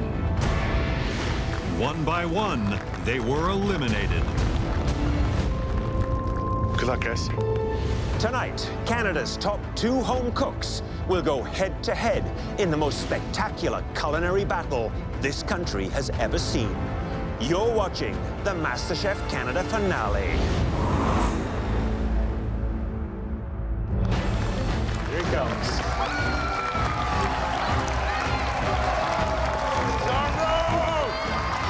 Tonight's first finalist is Andre, a hospital housekeeper from Scarborough, Ontario. As a kid, I was the quiet one. I was never a show-off. But now I feel like I'm coming out of my shell. I want all of them nice and brown like that. Okay. He entered the MasterChef Canada kitchen with his heart firmly focused on family. For me to live my best life, I would need to open a catering company with my dad. And this connection to his Jamaican roots inspired every dish he created. I'm making something that my Auntie Joan showed me, jerk pork and coleslaw. I would expect no different than a great jerk spice from you, Andre. He displayed technical skill. This is restaurant quality. Wow. Team spirit. 1, 2, 3, yeah! Blue team! Let's go, let's go. And the determination to succeed. The knockout. It tells me that you want to be here. I really do, Chef. And after a slow start, he racked up the wins. Andre! Andre. Andre, congratulations. Wow. Really delicious. You really understand how all these flavors play with each other. It's one of the best dishes we've seen this season. Oh, wow. Now he's heading into the finale, determined to hit even greater heights. I'm bringing elegance, flavor, and combinations that the judges have never seen. I can't wait to get out there.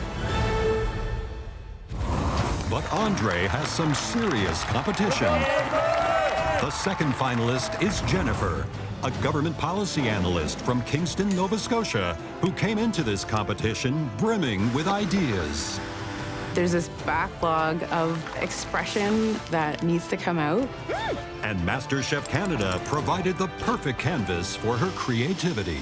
The inspiration is a walk through the forest. The direction I'm going in is a night at the Christmas market. I dream up stuff like this for fun at home all the time. Again and again, she dazzled the judges with her innovative concepts and flavors. This might be the first fish I've eaten where I like the scales. The plating is genius. You have a great culinary mind. Wow, this is like Christmas in a spoon. Thank you so much, Chef. Her whimsical approach brought her great success. Jennifer. Jennifer. Jennifer. Congratulations. And with her boundless energy, she embraced each and every opportunity with open arms. In Asia, the honor guest gets to sink their teeth in the eyeball. Thank you very much, Chef. And now, she's ready to bring her unique energy and vision to the finale. I feel ready to break things open and just see how hard I can push, how big I can create, and how weird it can get.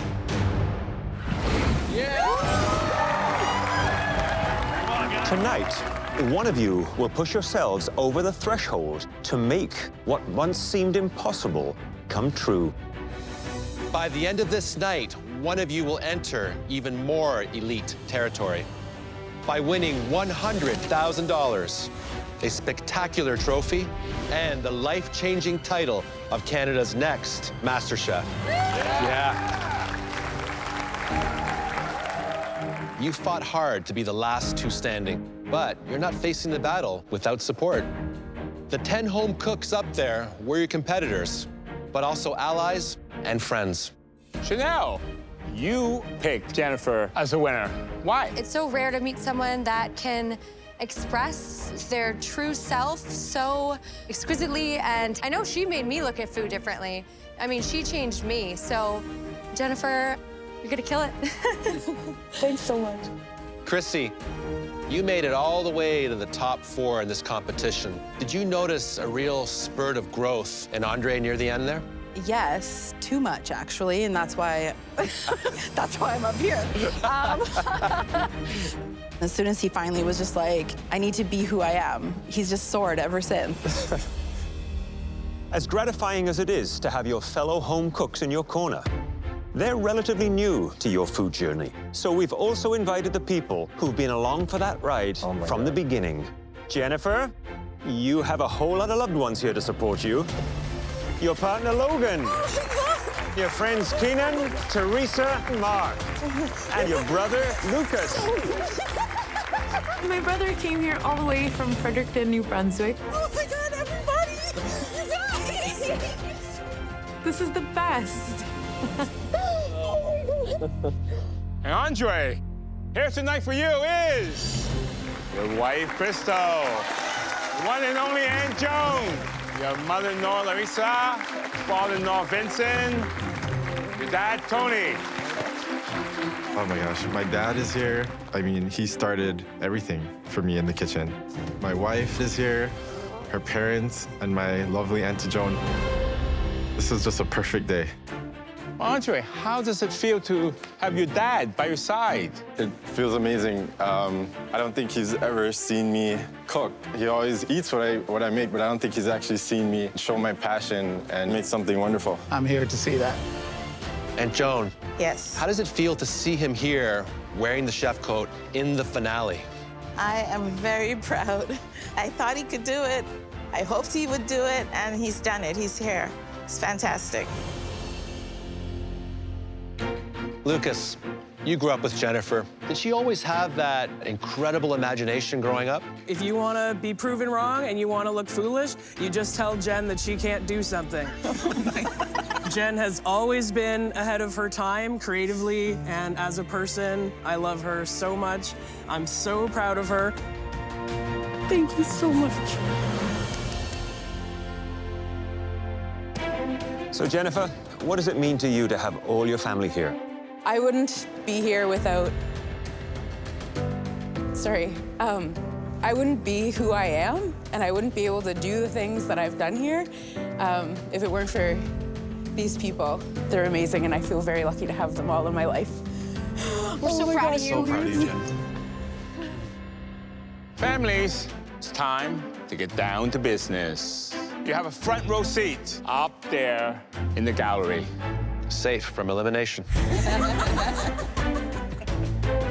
Oh my God. Good luck, crackhead. Oh, this is exciting. 3 unforgettable courses in just 3 hours. And the clock will not stop. You have 10 minutes in the pantry to collect your ingredients. So, are you ready to take home that title? Yes, Chef. Your time in the pantry starts now!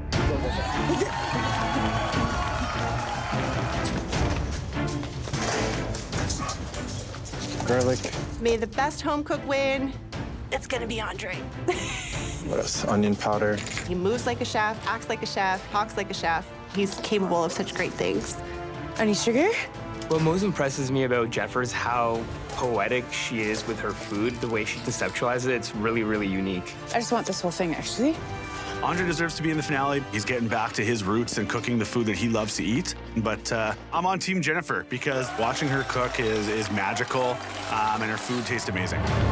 Andre is Canada's next MasterChef. But damn, this is gonna be a really good battle. Jennifer, what do you have in store for us? For the appetizer, I'm going to prepare you fancy ants on a log. For the main, we'll be having Mary's Little Lamb. And for the dessert, I will be preparing you a treat cereal. Are you taking inspiration from your childhood? I fought really hard to kind of maintain my sense of wonder that I had when I was a kid, and I hope it speaks to your inner kid today, too. Andre, what inspiration are you drawing on today? Today, my menu is inspired by my entire family. So for the appetizer, I am making a lobster rundown. It is a coconut milk cooked down lobster. For my main, I am making a curried goat basam. That's a Korean dish, and I'm putting my take on it. And for my dessert, I am making a deconstructed turon, which is a Filipino spring roll. All right, Andre, Jennifer, for the last time, are you ready? Yes, Chef! The time starts now!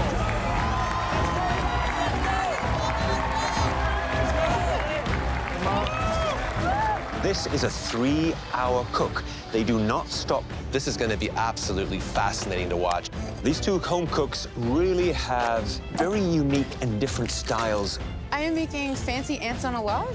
A traditional ants on a log is you take a log of celery, you fill it with peanut butter, and then top it with raisins. It's a fun way to eat some vegetables. Growing up, this was a snack that I had in my school lunch, and I just didn't think there was anything cooler than ants on a log. Jennifer. Hello, Chef. Ants on a log. So how are you gonna make it great? This version is with blue cheese, a celery juice vinaigrette, and corn poached figs. I really want it to look like a bit of a sculptural art piece that you get to eat. Okay, well, you have always inspired us and impressed us with your beautiful plating. Thanks so much, Chef. Don't let those ants run loose, eh? Okay. I'm working on the rundown, so I got a head, a tail. Oh yeah, boil it. I'm doing this for my dad. He always made rundown at his restaurant, and it would fly off the shelves. That's gonna cook up a bit. Hi there, Andre. Hey, Chef. So tell me about your appetizer. A rundown is basically fish cooked down in coconut milk. And today I'm elevating it by putting lobster with a kalaloo puree and boiled dumpling. So I'm assuming that you've cooked lobster this way before, Mick? Never. Never cooked lobster? Never cooked lobster. Do you think that was wise, pulling lobster out on such an important night like tonight? I gotta pull out all the guns today, so... Taste every element, right? Yes. Seasons like a king. Roz, I need a sous chef, man.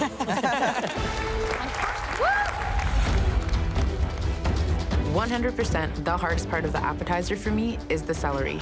I'm a little worried because it takes a lot of skill, which she has, to elevate such a humble vegetable as celery. Because the backbone of this dish is celery, and Andres is lobster, I have to allocate a lot of time and love and care into this celery to make it the best celery the judges have ever had. If she can pull this thing off, she's gonna wow us. Hey, okay. Yeah! Celery looks good. Thank you, thank you.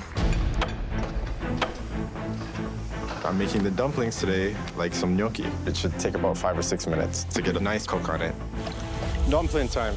I'm looking down at Andre's station, and his dumplings aren't boiling. If they sit in just warm water, they get tough. I don't know what's going on with it.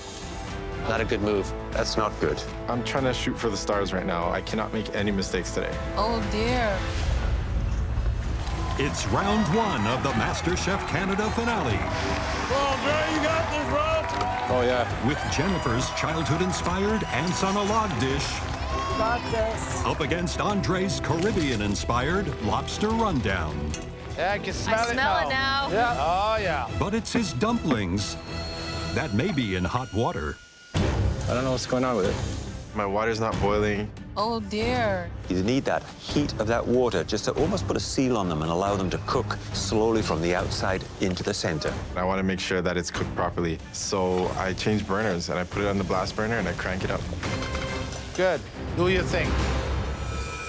You only have 10 minutes left before we start to taste your first course. We are moving.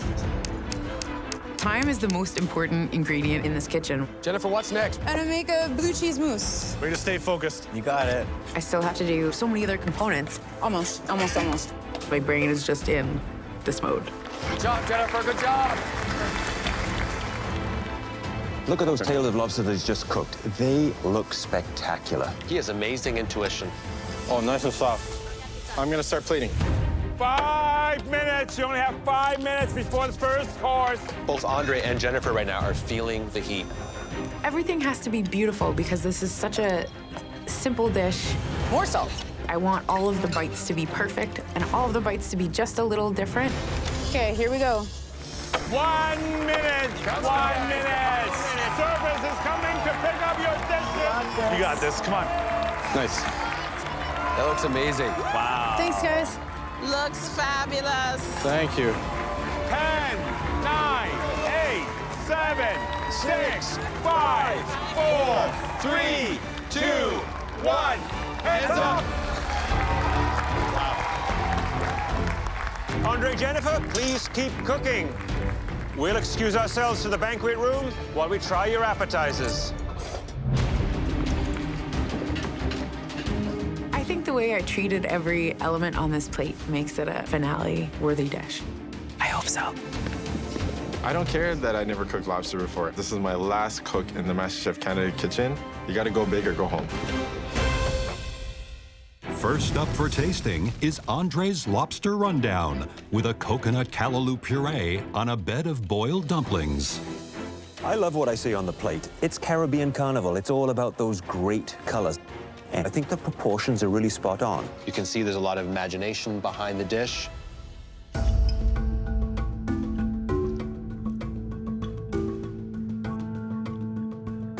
It is a good balance of savory, sweet, bitter, and you can identify it all. Nothing is overpowering each other, which is very, very important. You can see the lobster is perfectly cooked. I can't believe this is Andre's first time ever cooking a lobster. This callaloo puree. It is silky smooth, and I like the coconut reacting with the usually very bitter flavor coming from this very leafy vegetable. There's only one misstep in my opinion. The dumplings are slightly tough, and that's because his water was not boiling. Oil. Next is Jennifer's appetizer. Fancy ants on a log made of pork-poached figs, a celery brunoise, and a blue cheese mousse. She has taken a very childlike dish and elevated it to restaurant quality. I look at it and I can't wait to tuck into it.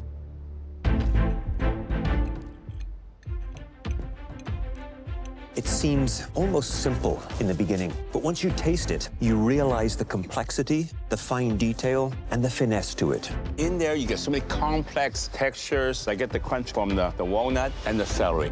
And then you have the blue cheese, full of flavor, but it's also balanced. It's very hard to balance blue cheese. There's so many different juxtapositions happening on this plate. It's a really, really smart dish.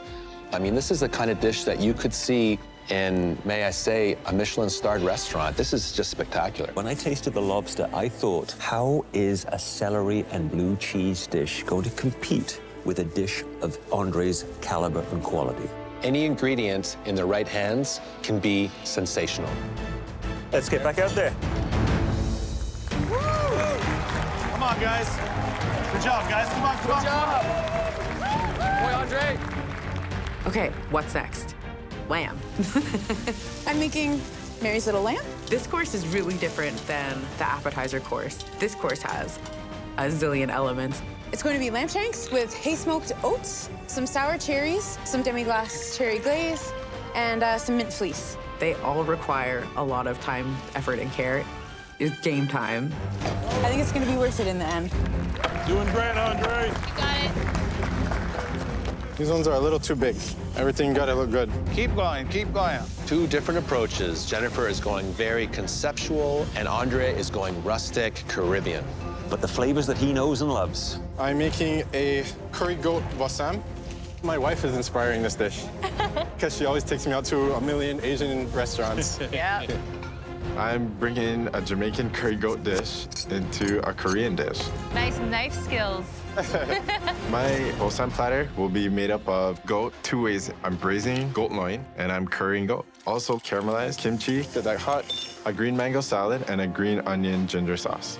Well, that's good. Korean, Caribbean. I like that. If you can get it right, you're gonna get beautiful combinations of flavor and spices. Doing great, Andre. Right now I'm working on some lamb shanks. I just seared them to brown them, and now I'm gonna get them going in the pressure cooker. She's pressure cooking her lamb for only 35 minutes. She has to get that lamb shank in the pressure cooker right now, otherwise it won't be cooked. Yeah, that's time to slow down. Slow down. There you go. Yes. There you go. Atta girl. Getting something into the pressure cooker is a calculated risk. You don't know exactly what's going on until you open it. Timing on the lamb is like mega important. 30 minutes. 30 minutes for your entree. What is that, Andre? Gochujang. It's like a spicy red pepper paste. Is that for the salad too? That's for the mango salad. Oh, nice. Is it good? Could use something to mellow it up. More honey? Yeah, and some lime. I just gotta make sure I don't overthink everything and just do what I do best. Flavors. Get some salt in there. Jennifer is taking that childhood nursery rhyme and creating almost every element from that nursery rhyme in this dish. I am making a mint fleece for the lamb. To do this, I'm powdering some mint candies, and I'm going to make them into the cotton candy. That is going to be the minty element, which is a great condiment to have with lamb. Is she doing cotton candy in her dessert? No, this isn't this entree? dish. What? It's crazy. I want a nice little fleecy ball that almost looks like a cloud and will melt away when it touches the lamb. There we go. He still has to do the other goat. This is goat loin. I'm serving this goat two ways. For the curried goat in the pressure cooker, Almost there. it's gonna have a pulled pork consistency. For the braised goat, it's gonna be nice and tender like a filet mignon. I'm gonna braise it, baste it in butter, and get it nice. I'm looking for a medium rare cook on my goat loin. If I don't get the cook on this goat right, I'm just handing the trophy directly to Jennifer. 20 minutes, only 20 minutes left. Okay. Oh my God, Jennifer. Both Andre and Jennifer right now are feeling the pressure. I think part of it is that they're multitasking. Half of my burners are taken up by the pressure cookers for almost the entirety of this cook. I have at least 5 elements that require burners. This is very tricky. I think she has too many things to do. I'm a little bit anxious about that. Less than 20 minutes left. The only thing I have done is fleece. I can think of 8 other things. I still have to finish. Can I get this all done? Okay. I will eventually need this. I can think of 8 things that I have to get done. I know how to do all these things, but time is of the essence. My oats, I am haze smoking right now. I just gotta do the next right thing. I feel like a lamb might want to eat some oats. She's got to be very careful with the smoking. Do not over-smoke. It might impart a bitter finish to those oats. It's risky, but if it works, pure genius. Steel-cut oats are amazing anyway, but with like the sneak attack of smoke taste, I think it'll be outrageously awesome. The smoke smells awesome. Thank you, thank you. Goat, how's the goat? Andre is opening up his pressure cooker. How is it? Tastes good. Bring some salt. And look, Jennifer's opening up her pressure cooker now. I don't know if it looks done to me. It's tough to see from up here, right? I can tell whether or not things are done usually by feel. I hope I nailed it. How's my time, guys? 5 minutes. 5 minutes. Keep going, keep going. What was that, Jennifer? Red wine demi-glace. Wow. I'm gonna add some of that sour cherry syrup to it. I am brushing these lamb bones with some of the glaze and wrapping them in copper foil. It's finale day. Why wouldn't I? 2 minutes! You only have 2 more minutes left. I'm pretty close. I'm pretty close. It's looking good, bro, looking good. Watch your time. Go, Andre, go. How you doing, man? I think I'm doing well. What are you gonna do with the cabbage? The cabbage is what they're gonna eat it out of, so they're gonna wrap it and put it in the cabbage. Okay. 1 minute! You only have 1 more minute to entree time. Look at those dishes. Wow. Oh, that looks so delicious. Thanks, guys. Nice, Jennifer. Oh my God. Wow. Hey! You got it, buddy. You got it.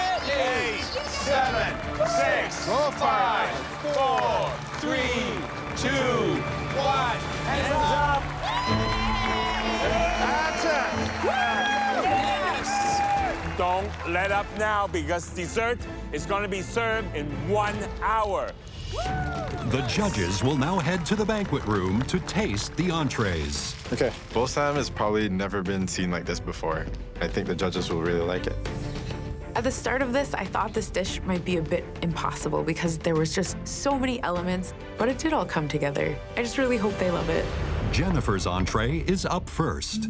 It's a braised lamb shank served with hay-smoked oats, sour cherry glaze, and a mint fleece. I always love a story in a dish. It evokes the sort of whimsy of that nursery rhyme. It is eye-catchingly colorful. And this right here, this mint fleece, it is so unusual, very smart.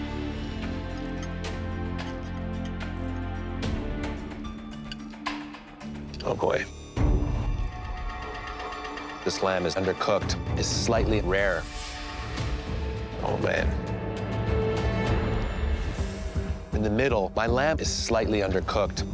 It's a braising piece of meat. This is not the type of meat that you ever serve medium rare or rare. Claudia, that's too bad, because my piece of lamb is beautifully cooked, tender and juicy. Mine was also cooked perfectly. I think we have to consider that both of you had smaller shanks than mine. But the vegetables, for me, are really the star of the show. They're so complex. The carrots perfectly cooked. The oats with that smoke going through them, sensational. I love that combination of meat, fruits, vegetables, starch, all coming together. And the thing is, everything fits. And then you got that plump cherry giving acidity, bit of that juice balancing with sweetness. And finally, I love that mint fleece. There is such a lot of detail in this dish. It's a really good one. Next up is Andre's entree, a curried goat bosam with pulled curried goat, sliced goat loin, caramelized kimchi, and a mango salad in gochujang sauce. First thing in my mind is I really got to dig into this dish. Once you smell that aroma of the curry, of all the spices coming from Korea and the Caribbean, and making it a bosam, okay, something wrapped in lettuce, which is going to take the edge away from the heat, is perfect. Look at the color on the goat loin. It's perfectly cooked, perfectly rested. I am really excited to try this.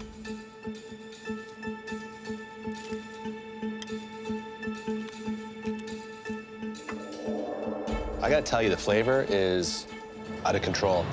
It's so multi-layered. There's so many flavor components to it. It's sweet, there's acidity, wonderful development of spices and heat. The flavors are absolutely magnificent, and that is Andre's gift. That perfect cooked roast loin, the wonderful savory flavors of the curry, that kick of heat from the kimchi and the mango. A bit of Caribbean, a bit of Korean mixed together. This dish is fusion at the highest level, and not bad from a guy from Scarborough.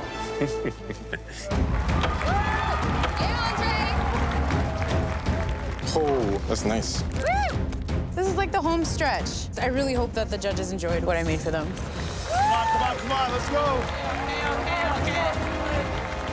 Oh my God, I really wish I could hear what the judges said about my dishes. I know I did them well, so hopefully they see that. These home cooks have been cooking solidly for 2 hours. The pace has been brutal. They cannot lose that momentum right now. It's crucial. It comes down to this very last dish, dessert. Is that rice? Yeah. You're puffing the rice? Oh, that's so cool. Oh, nice. Jennifer's doing a take on sugary breakfast cereal. I love breakfast cereal. Many a chef finish their night with a bowl of sugary cereal. It's more Saturday night than Saturday morning. Good. Puffy. And Andre is doing an elevated version of a classic Filipino dish. I'm making a deconstructed turon. A turon is a plantain coated in brown sugar and wrapped in a spring roll and fried.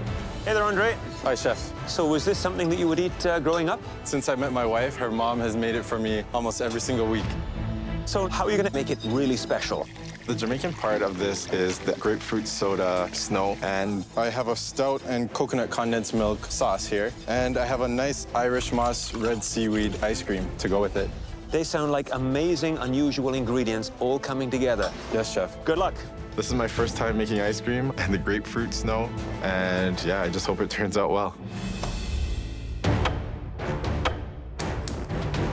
If I'm going to serve the judges treat cereal in the finale, I better make sure that there's some good technique in that bowl. Let's see what happens here. I'm making a chocolate crumble, meringue marshmallows, a sugar-cured egg yolk with a brulee, chocolate ganache, and tea smoked milk.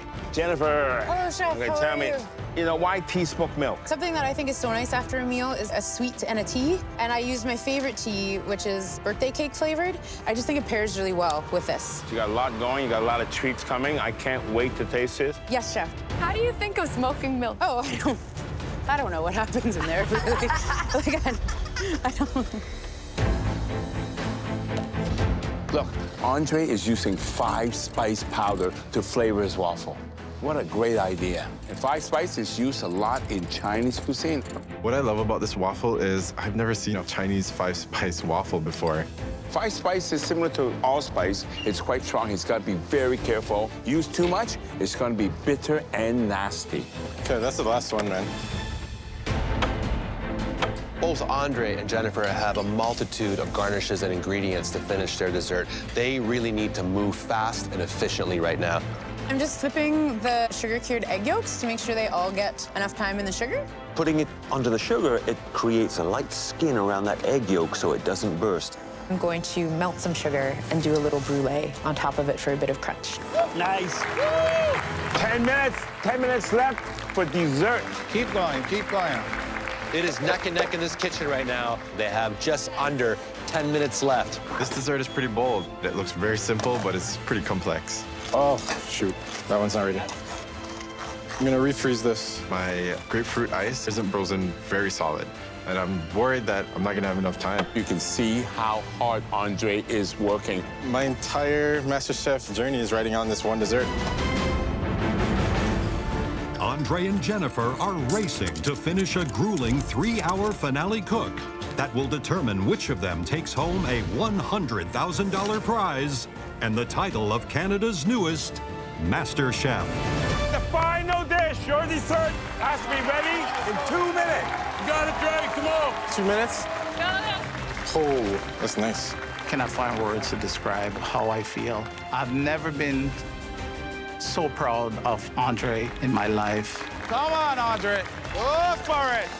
Looks great, Jennifer. Just to see Jennifer in her element doing what I've always known her capable of doing is amazing. 1 minute! You have 1 more minute left! Come on, 1 minute! Let's go! Get it out! Come on, guys.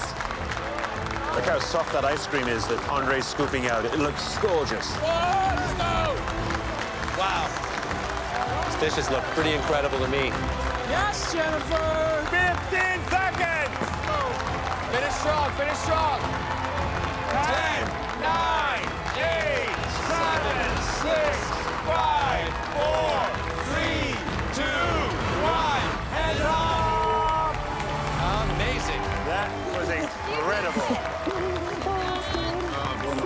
Good job. I've literally given everything into this cook. Like, I'm super wiped and I'm super pumped that I just finished it. You did it! Oh my gosh, that happened. That happened. I'm so proud of myself. We did it. You did it. Wow. Now it's time to taste your final course. Please follow us into the banquet room. Come on in.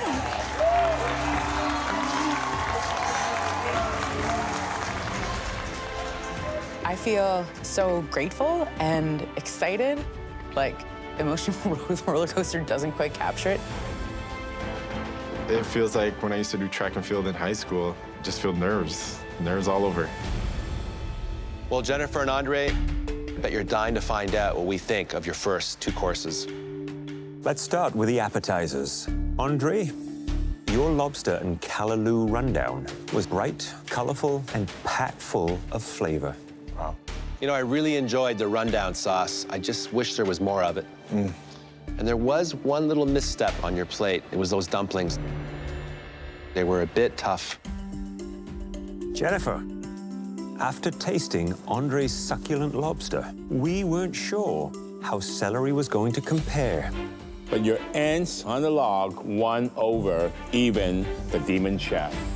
The blend of flavors and textures elevated this dish into something truly unique. And now for the entrees.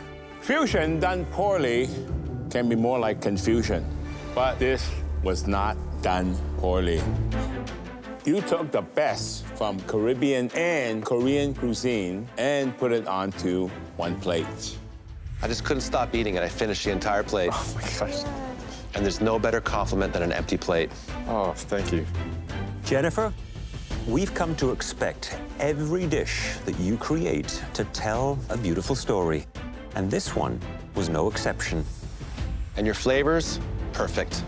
But there was one problem. Oh, My lamb needed more time in the pressure cooker. I'm sorry, chef. Right now, I just feel like it's anyone's win, honestly. Congratulations. You both got good reviews.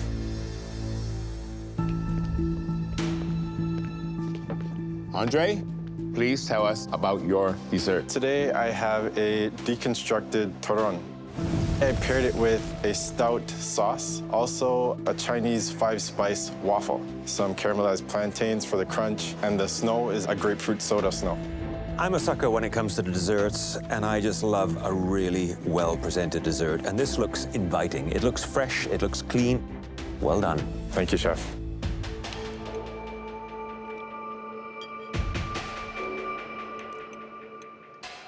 Andre, I love the different elements in here. You have the Caribbeans, you have the Philippines, you have the Chinese all put together. But what I like is the balance of spice as it goes from the ice cream with the Irish moss with the nutmeg. And then it goes to 5-spice into the waffles. And then you end it with the grapefruit. A great blend of spices, of different textures. Just a small tip. It's missing a little bit of salt. Because sometimes on a very rich dish like that, salt can cut it down and bring out more from the spices. Okay. The ice cream, it's just perfect. Perfect consistency, flavor, texture. That is a great ice cream. With the backdrop of the wonderful crumbs, which does represent sand in a kind of way. It's part of the Caribbean. It's certainly what I look for when I go to the Caribbean. This dish to me is modern Jamaican. It is really sophisticated, but yet it's very playful. And I see that you really pushed yourself to hit a new height. It's amazing to see just how far you've come. It's amazing. Thank you, chef. Watching the judges taste my dessert was a real treat. It feels great that they understand exactly what I tried to do.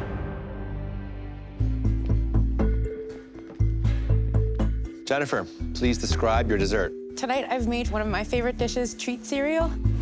There's a chocolate soil in the bottom. I've puffed a variety of different rices. I've made some marshmallow meringue. There's a chocolate ganache bed for the sugar-cured egg yolk, and I've tea-smoked milk.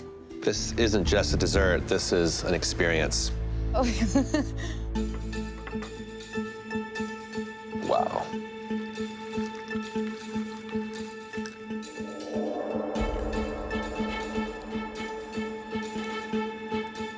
Jennifer, that first mouthful is a bit of a mystery as to what's in there. The second mouthful, it starts to define each flavor and texture. That subtlety of the smoke of the milk, that rich, complex flavor of the ganache, the texture of the puffed rice. There's something grown up about it. If there was one adjustment, one caveat, I would like just a little more sweetness. But it really is a tremendous dessert. Thank you, chef. All these treat cereals that I missed as a kid, the ones I crave, I recognize it all here. So my dream has come true, but in a sophisticated adult way. Thank you, chef. This dessert is absolute creativity. It's somebody who's really mastered technique, flavor. You can't teach this. This is one of the most original desserts I've ever had. Thank you, chef. I kind of just wanted to give them some of the sense of wonder I have felt the entire time I was here. I'm just so happy. Andre and Jennifer, I think it's safe to say that the three of us are floored with the quality of both these meals. We're going to need a few minutes to discuss. Thank you both. chefs. Thank you, chefs.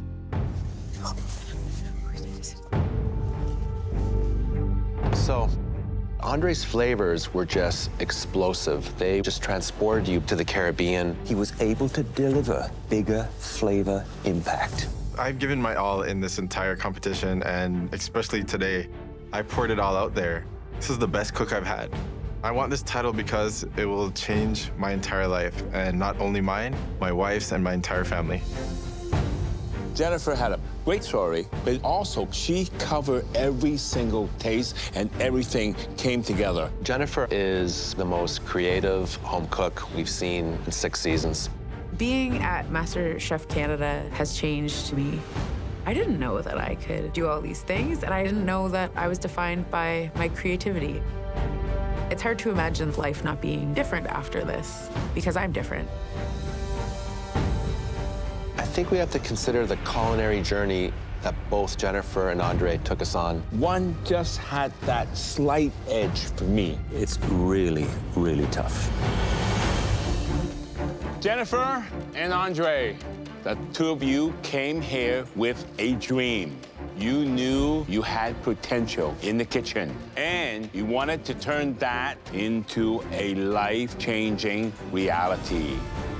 And now you're both standing here at the end of an epic journey. What you did tonight has earned you the right to change places with us. Amazing. Thank you, chef. Thank you. It is my last day here, and it's the first day that I've entertained the thought of, what if I win? This is nuts, man. I'm so nervous. The suspense is killing me, honestly. Jennifer and Andre, those chef's jackets that you're wearing are a symbol of what you've accomplished and of where you're going. A career in food is unfolding for both of you. Both of you made incredible meals that we felt privileged to eat. In the end, we decided that one of you took us on a culinary journey that cannot be denied. That home cook will win $100,000, this trophy, and the life-changing title. This year's winner and Canada's new Master Chef is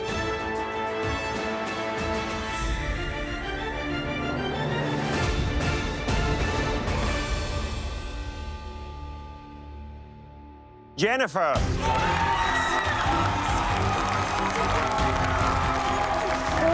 You deserve it. Oh my God, Andre.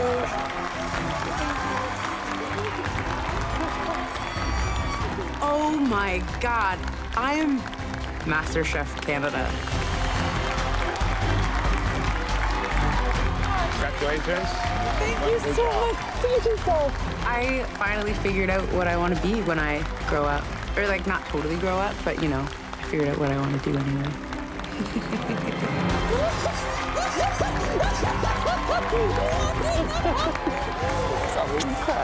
I'm still a winner, honestly. I'm not leaving with the trophy, but I'm leaving with a million skills, new friends, and a new path. You did amazing. Thanks, Alyssa. You should be so proud. I'm definitely not scared to step into the culinary world anymore. Just can't wait to go on it with my dad. It's gonna be great. This whole thing has felt like such a fairy tale for me. I have so much gratitude for like every single part of this.